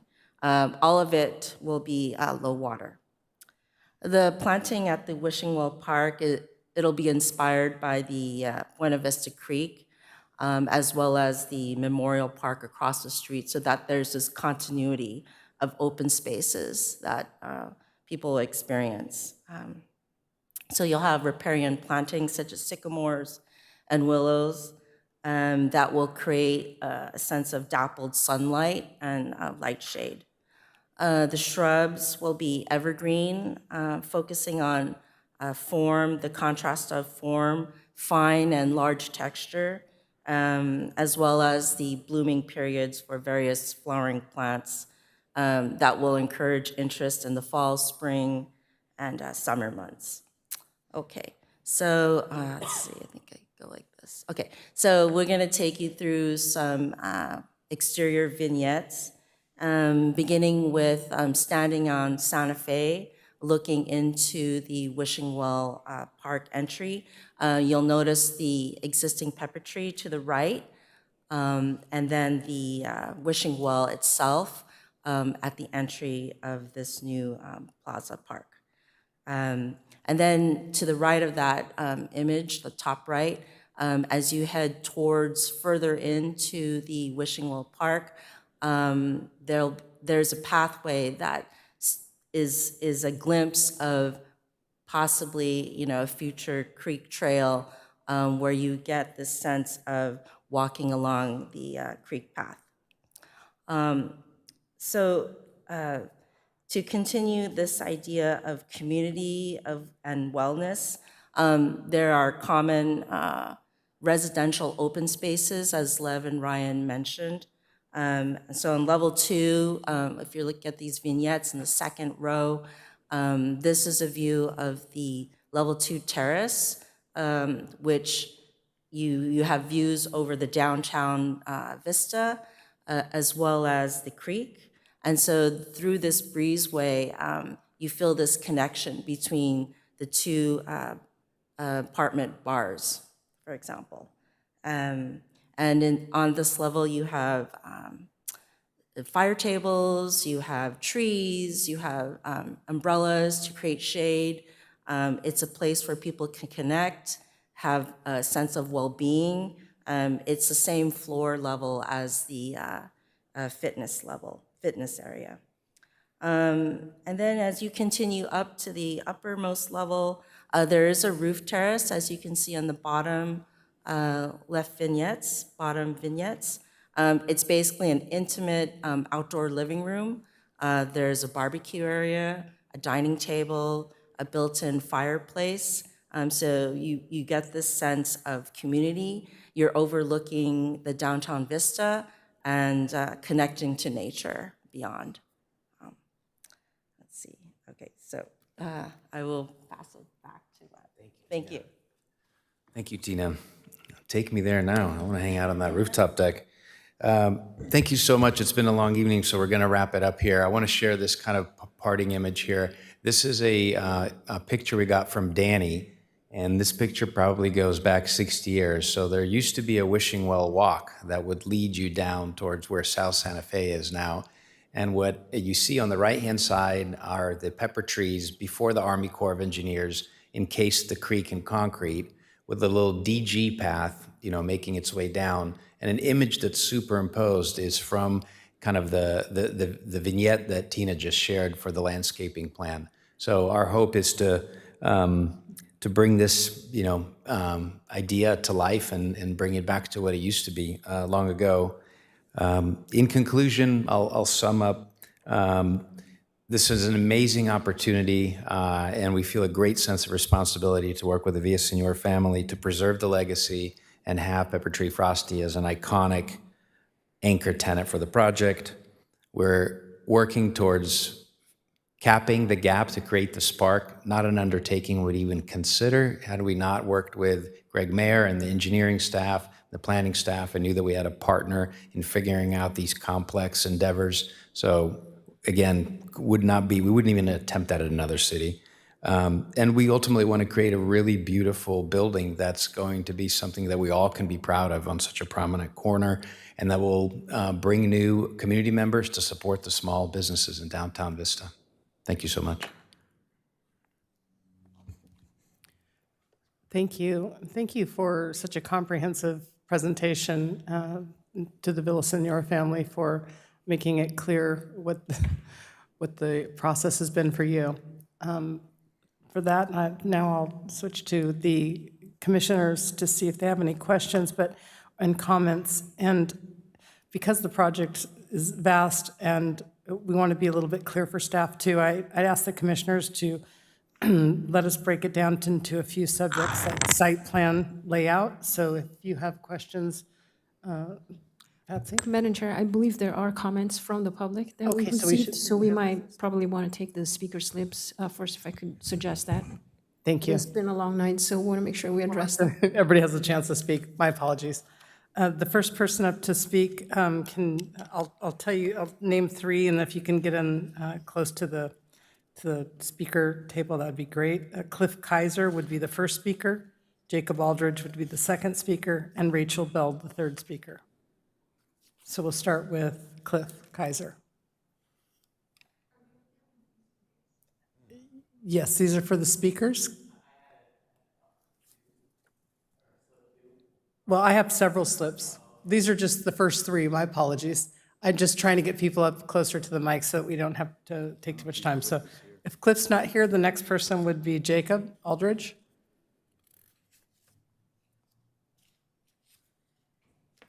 Hello again, City of Vista. My name is Jacob, and thank you for all of your time this evening.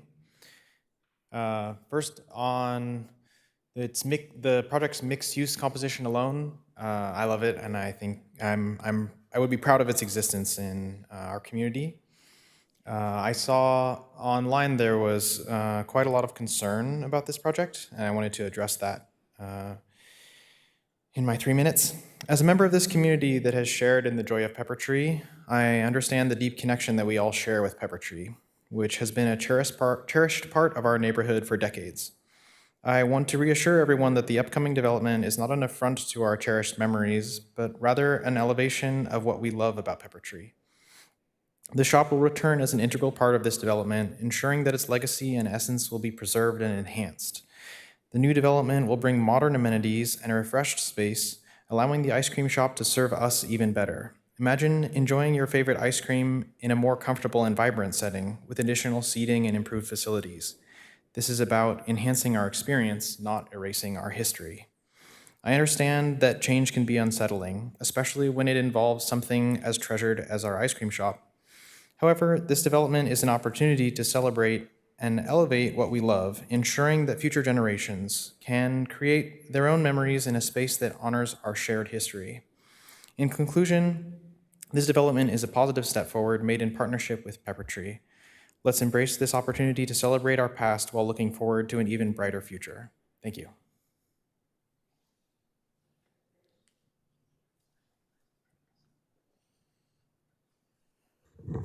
Good evening again, commissioners and staff. My name is Rachel Bell. I'm the president and CEO of the Vista Chamber of Commerce. And tonight I'm proud to be here on behalf of the Chamber Board of Directors to express our strong support for the proposed Pepper Tree development on South Santa Fe. The property is owned by the Villaseñor family, who have been pillars in our community for nearly 70 years. They've contributed so much to Vista through their business, civic involvement, and generous community support. The Villaseñors have selected Tideline Partners as their development partner and have been actively involved in the design to ensure the project reflects the spirit and character of Vista. Importantly, the Pepper Tree Frosty will continue to operate in the new development and will remain under the ownership and care of the Villaseñor family. This is a rare and special example of honoring history while planning for the future. The new design will even incorporate the iconic cone sign and the included finishes and the additions complement the arts district within the downtown. As we all know, Vista needs more housing. Apartment complexes across the city have lengthy wait lists, especially for studios and one-bedroom apartments. This project helps meet that need in a thoughtful and well-located way. Additionally, this development will bring the area out of the floodway, enhancing infrastructure and benefiting surrounding properties as well. We also appreciate the inclusion of the green space, the charming Wishing Well Parklet, which will add to the vibrancy and pedestrian appeal of the area. Tideline has a history of working in Vista and has shown a commitment to preserving our city's unique charm while meeting modern needs. If we had any feedback from the chamber, it would be that we wish there could be more parking. However, we understand the design reflects current regulations, site constraints, and a focus on walkability and smart growth. Ultimately, private property owners have the right to develop their land in ways that meet legal requirements, and this project does exactly that, while doing so in a way that respects the community's character and our history. In closing, we believe the Pepper Tree development by Tideline and their team will enhance Vista, honor its roots, and contribute to a more vibrant, livable city. Thank you for your time. Thank you. Lauren Fehlhaber, followed by Jermaine Cooper. Hi, my name is Lauren Fehlhaber, and I am the neighbor of Pepper Tree and the property owner of the Film Hub co-working space in Vista. And that's what we stand for, is community. And this was beautifully done with love in the family, I believe. That just represents the purity of bringing the next generation of Pepper Tree to the city. I've also grown up here and chose to raise my kids here as well, and it's something that we do every week too. We walk over and visit and get ice cream, along with the 90 other members of the Film Hub to enjoy that. So we all look forward to continuing to walk over with this new development and still enjoying the history and the heart behind the city, or behind the Frosty Pepper Tree. And this project. So I am in support of it, and they've been very beneficial with our neighbors, just making sure that we're happy with the design as well, so they've been very respectful with that. And I have an easement behind my property that is a great walkway access, so one of the things that I wanted to mention is there plans for developing that easement on my property that can include and add to that walkway to the Wishing Well Park, because I think that would be a huge benefit to continue to connect the community in a great way with that Wishing Well Park as well. Thank you. Appreciate your time. Thank you. Jermaine Cooper. Is Jermaine here?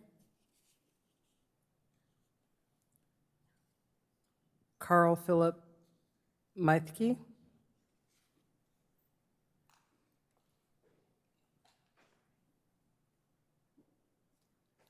Hi, hello. My family's been here for 70 years. The Shagsteads used to live up on Elevado Road, and they used to hire their workers when they were building their giant wooden house, and they got Pepper Tree. So this was very near and dear to me. I'm 25, I've been going there my whole life.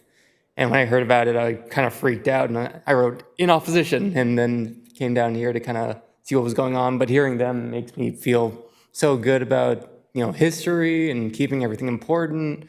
But I'll just say in opposition things just to keep it, straight. But I guess my personal preference would be to keep it as it is, but seeing how much love they put into it, it's hard not to be on the bandwagon and want to see what they do with it and how they continue on with it. But I like how it is, and it's hard to see places get torn down, and we lost the bowling alley and all these other places in Vista, so it's kind of just hard. And some actual concerns that I have are things with like traffic, and because that whole area right there with the roundabout, being in the main street near the 78, it's kind of a traffic hub from like 3 to 5. It can be a nightmare, and putting an influx of traffic coming in and out of these buildings could be an issue with street parking and all the events that happen right there, right in front of, right behind Vista Magna Middle School, and that whole road right there. So that might be an issue. Just in general, I'm not a huge fan. Like, I love that they kept the window, they do all that. I'd like to see more of the original, pepper tree blue or somewhere maybe along the walls, but I just don't want it to like lose its charm. But hearing them makes me feel like they have a pretty good idea of what's kept it charming. But for now, we'll see how long it stays, and if enough people. Either way, I think it's going to be good. Thank you. Helen Wade.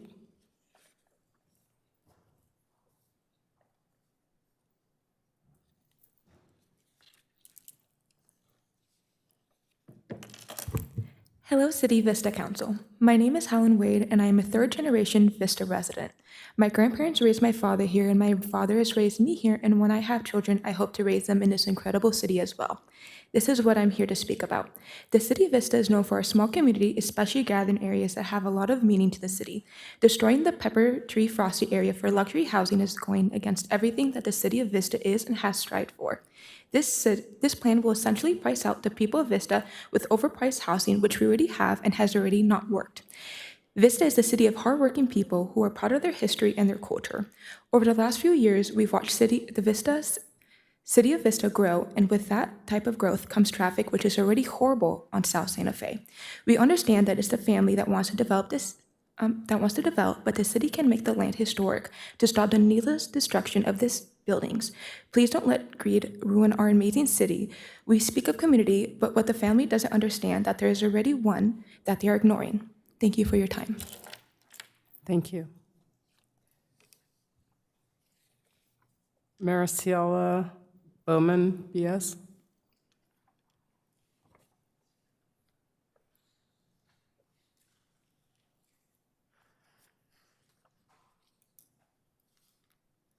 Thank you. I was anticipating when you would call me and didn't know if I should stay in the back or come forward. Sorry for the confusion. So as you said, then my name is Maricela. My family's been here for many generations.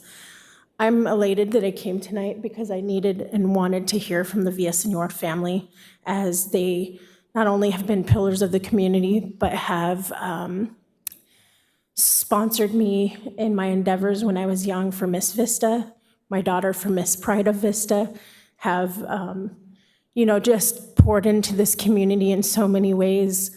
It has actually been said, and excuse me for airing whatever it is, my family. I have been told they are my family. I was adopted by family, and that has only come to light in the last year, and so I am grateful. I'm so grateful. Other than that, there's often a desire to keep land pristine for safety, and because somebody wants to retain control of change, that is desired by all. Sometimes, though, change is appointed by God. We have things such as Ancestry, 23andMe, which open the doors to such things as sealed adoptions, hence my story. And so when I talk about that, my hope is that where we are in present day, current events and with our community, that you will continue to uphold what you speak, to make wise judgments. My mom's easement, which is up off of Mar Vista, is inaccessible to fire trucks. And they had a fire which burned down their neighbor's house when I was a child. And we were so lucky that it didn't jump, and they said, oh, put a lien on your neighbor's house, or, together, collectively get together so that we can make the addendums to the road. have not been done. Also, there was a light installed off the road where I live, off of Goodwin and Rush, because an exchange student was hit on his way to Vista High School on his bicycle. So these are things that we need to consider. And lastly, just that I wanted to hear from them so that we could honor the family, honor connectivity, honor community, but also hear the voice of the community. Thank you. Thank you. Heidi Hen?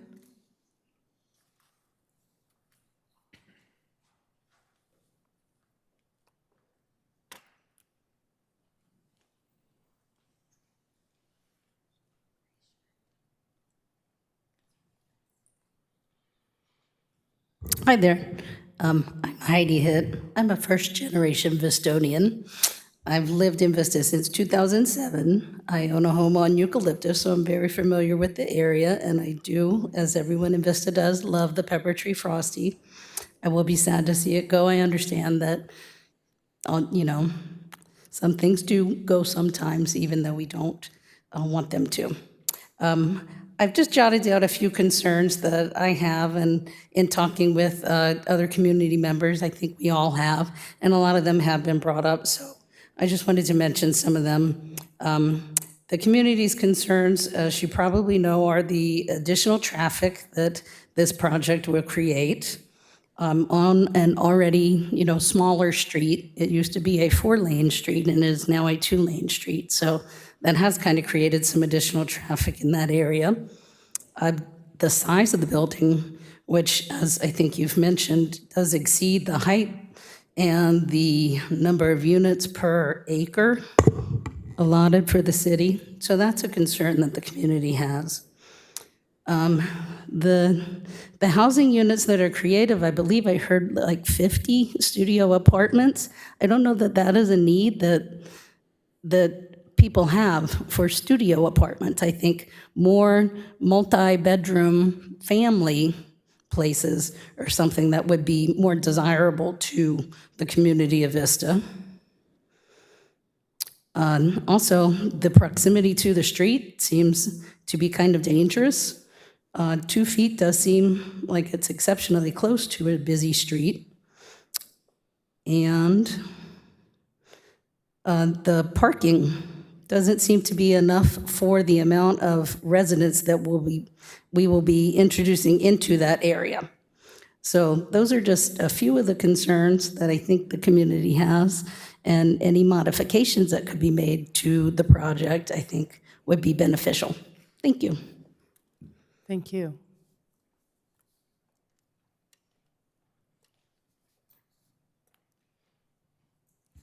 I think now we can open to discussion. That's it for our speakers. Anybody else? Okay. Did you raise your hand? Come on up. I'll ask you to fill out a speaker slip after you're done, please. My name is Dory Kiwusa, and I live at Paseo Point, and my apartment faces right on South Santa Fe. I'm on the 2nd floor, and I hear so many horns honking all night because people on the roundabout, they're not paying attention, I guess, and they just, I just wanted to know if the roundabout, if they're gonna do anything else with it, because there are gonna be so many more apartments, because I can hear horns all night from people not yielding, and just want to see what the plan is. Thank you. Okay.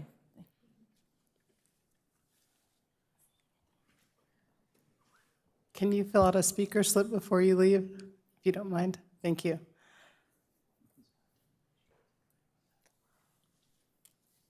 Commissioners?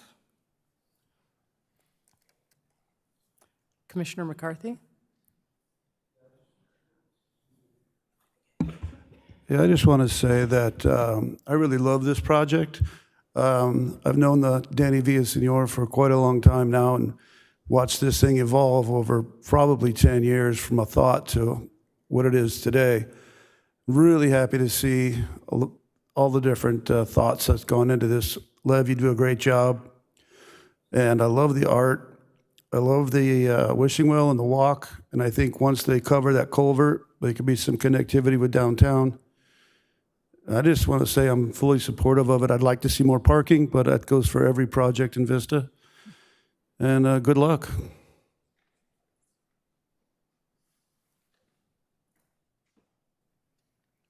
Commissioner Thompson? I think it looks really nice. The thing that I noticed first when I looked over the project was it's missing the flower shop. That's my flower shop. I love that place. And it seems like we put a lot of energy and effort into keeping the Frosty and the donuts, but why don't we care about those women? Like, are they going to be there still? That's a really good observation.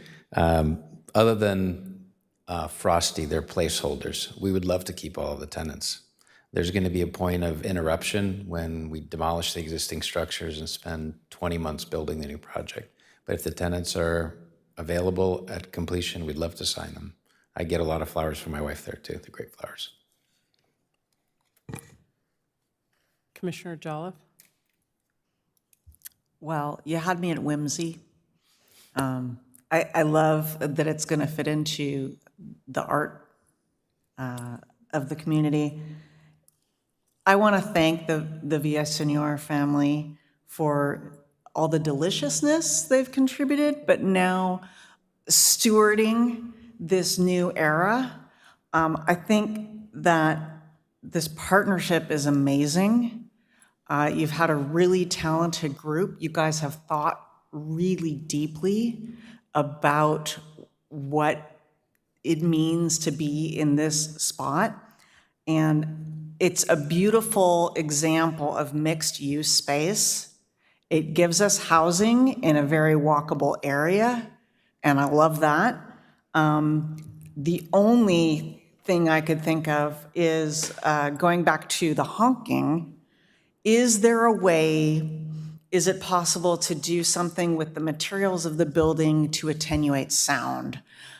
As more high-rise buildings go up that we may need to house people in the downtown area, you'll get sound bouncing between tall buildings, right? So if there's any way to do that, that would be great. But I love this plan, and I thank you so much for all the love you've put into it. Commissioner Grimm? Thank you. I had some notes from before, and I've kind of added some more tonight, so I'm just going to kind of go through those, and it's kind of not going to be very organized. But I guess the first thing I wanted to say is that this is a key property, maybe one of the most important properties other than maybe the Ryland property. I mean, it's kind of an anchor on the far corner of what's known as the traditional downtown area. So it's just such an important site, and it's highly visible from South Santa Fe. And like I said, it's kind of a corner that anchors that traditional downtown area. So I thought when I first opened the plans up, I thought, how in the world are they going to tie this property into the downtown? Because it really, it's kind of out there because of the creek and doesn't necessarily, at least right now, walk that well toward the downtown. And I think what you did on the corner there along the creek with the plaza and stuff is just brilliant, because it not only, it just opens it up visually to kind of tie that corner in with the rest of the downtown. And that kind of brings up maybe a question while you're still here, is that the other thing that kind of came to mind when I looked at the commercial is how are you going to feed the commercial? There's no parking right in front. I'm trying to think, well, what if somebody just wants a cone and doesn't want to go to the whole through the downtown, walk the downtown, come down here? How are they going to do that? And so I'm a little bit worried about that. At some point, and you would know, I don't know, but at some point, foot traffic downtown will be enough, to cover that, hopefully in the future. But if you look around at lower level mixed use, you see a lot of small businesses going out because there's not that. In the beginning, they need a lot of drive-up access, and they don't have it. So maybe you could kind of give us your thoughts on that real quick.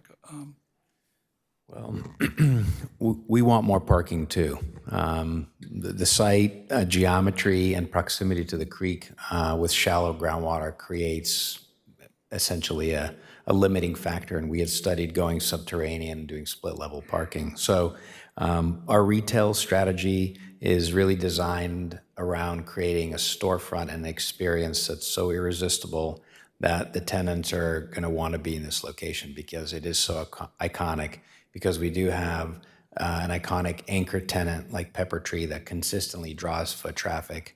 Parking is a problem, a high quality problem, but people still go to Little Italy. People still go to their favorite restaurant in Encinitas. So I wish I had a better answer other than people will have to find parking, but we will have a designated portion on the property for commercial parking as we work through the leasing plan. We're already talking to coastal tenants, and we have good interest from kind of high-profile, desirable tenants that we've been hoping to pull from the coast for a long time, back to when we were doing our first deal with Tom Fleming, which is the beer garden. And at the time, nobody wanted to look at Vista. They're like, oh, Vista, it's not there yet. Now we're actually getting a lot of interest, which is great.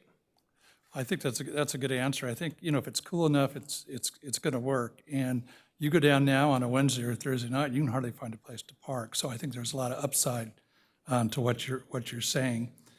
And again, I just want to emphasize the use of that plaza and the tie-in to downtown is fabulous. A couple other things. One, I'm really happy that you guys have spent a lot of time thinking about the history of this property. It means a lot to a lot of people. I know when I first came to Vista, I was down there all the time, and I'm not going to tell you how long ago that was, but it was a long time ago. I was kind of looking at your murals, and I thought, well, maybe there's a chance, and this is maybe just, you can tell me it's a stupid idea, but maybe of a, kind of ghosting the old building on a mural or something that gives it an homage, to the former site. Anyway, just a thought, not a request. That's cool. Then cool idea. Finally, the only thing that worried me, and somebody else brought it up, one of the people that spoke, but I am worried about the unit mix. I would like to see more 1-2 bedroom units, particularly 1 bedroom. 2 are a little more difficult to make work, but there's just a lot of studio units. Those are only 480 square feet, which isn't much bigger than a 2-car garage. So there's a need for them, but I don't know how many. So anyway, those are my comments. I generally like the project. I think it's going to be a great thing. Commissioner Martin. Thank you. Yeah, I have a couple of questions for both the applicant and staff. Mr. Ressler, starting with you. So Wishing Well Park, that's kind of a new thing for me. I don't really understand what it is or whose property is it on? Is it on city right-of-way for the drainage channel, or is it on their property? That's correct. It's on public property. And so will we be putting a cover over the drainage channel? How's that going to work? They're proposing to cover the channel, but I think this will probably be an improvement that will be discussed at the city council level rather than the planning commission level. Okay. Yeah, I was just wondering, who owns that? Where is it? Yep. And then we hear a lot about, this is the Pepper Tree Frosty is a historic resource in the city. Certainly it's over 50 years old, so it meets that CEQA threshold, at least for study. So is there a study underway, or will there be a historic resources study? There has actually been a preliminary study that's been completed by the applicant, and I think Lev might want to dive into that. If not, I can kind of relay the message. Yeah, at this point, the preliminary study took a look at the buildings. They do in fact exceed the 45-year, threshold in terms of requiring evaluation. At the conclusion of the report, however, based on all the modifications that have been made to each one of those buildings over the year, the historic significance of the building has kind of gone away at this point, and there's nothing to preserve. Okay. And then as for the project itself, a couple of comments. The streetscapes are really nice. I really like what you've done with that. The mixed use component, the commercial looks really good. So the first and then on the second floor, the common open space, very well done. I like what you've done with that as well. Kind of following up on Commissioner Grimm's comment regarding the studios. So here in the streetscape where we have on South Santa Fe, you pretty much have all one-bedroom units. And then along Eucalyptus, it's pretty much the same. But then as you look at the back side of the building, that's where you're stacking the studios. And so what it does, at least in my mind, is it gives the impression of almost like a budget hotel look on that back side of the building. I don't really know, how you could change that other than maybe pushing them out a couple feet, giving those studios another 3 or 4 feet of floor area to break up those wall planes. Or maybe you integrate some of the one bedrooms on the backside to kind of break up the window placements that you see on the backside of that building. But right now it looks really, really uniform and kind of detracts from the overall look of the project. The floor plans, honestly, I'm just not a fan of them. Every unit has a galley kitchen. I get it for the studios where you have limited floor area, you're going to push all those kitchen amenities right up against one wall, but I don't really see why it needs to be done in the one bedrooms. It'd be nice if you could put some bar seating in the kitchen, maybe, or an island, something to kind of break up that floor plan a little bit. And then my last comment is really about the trash room. I don't understand how EDCO is going to be able to service that. I don't know if you've talked to them yet, because it's underneath the building. Certainly they can't get their truck under there. You've got some pretty big containers in there, so I'm not sure how that's going to work. It's tricky. We talked to them. Okay. Thank you for those comments. I wrote them down. We will study it. All right, thank you.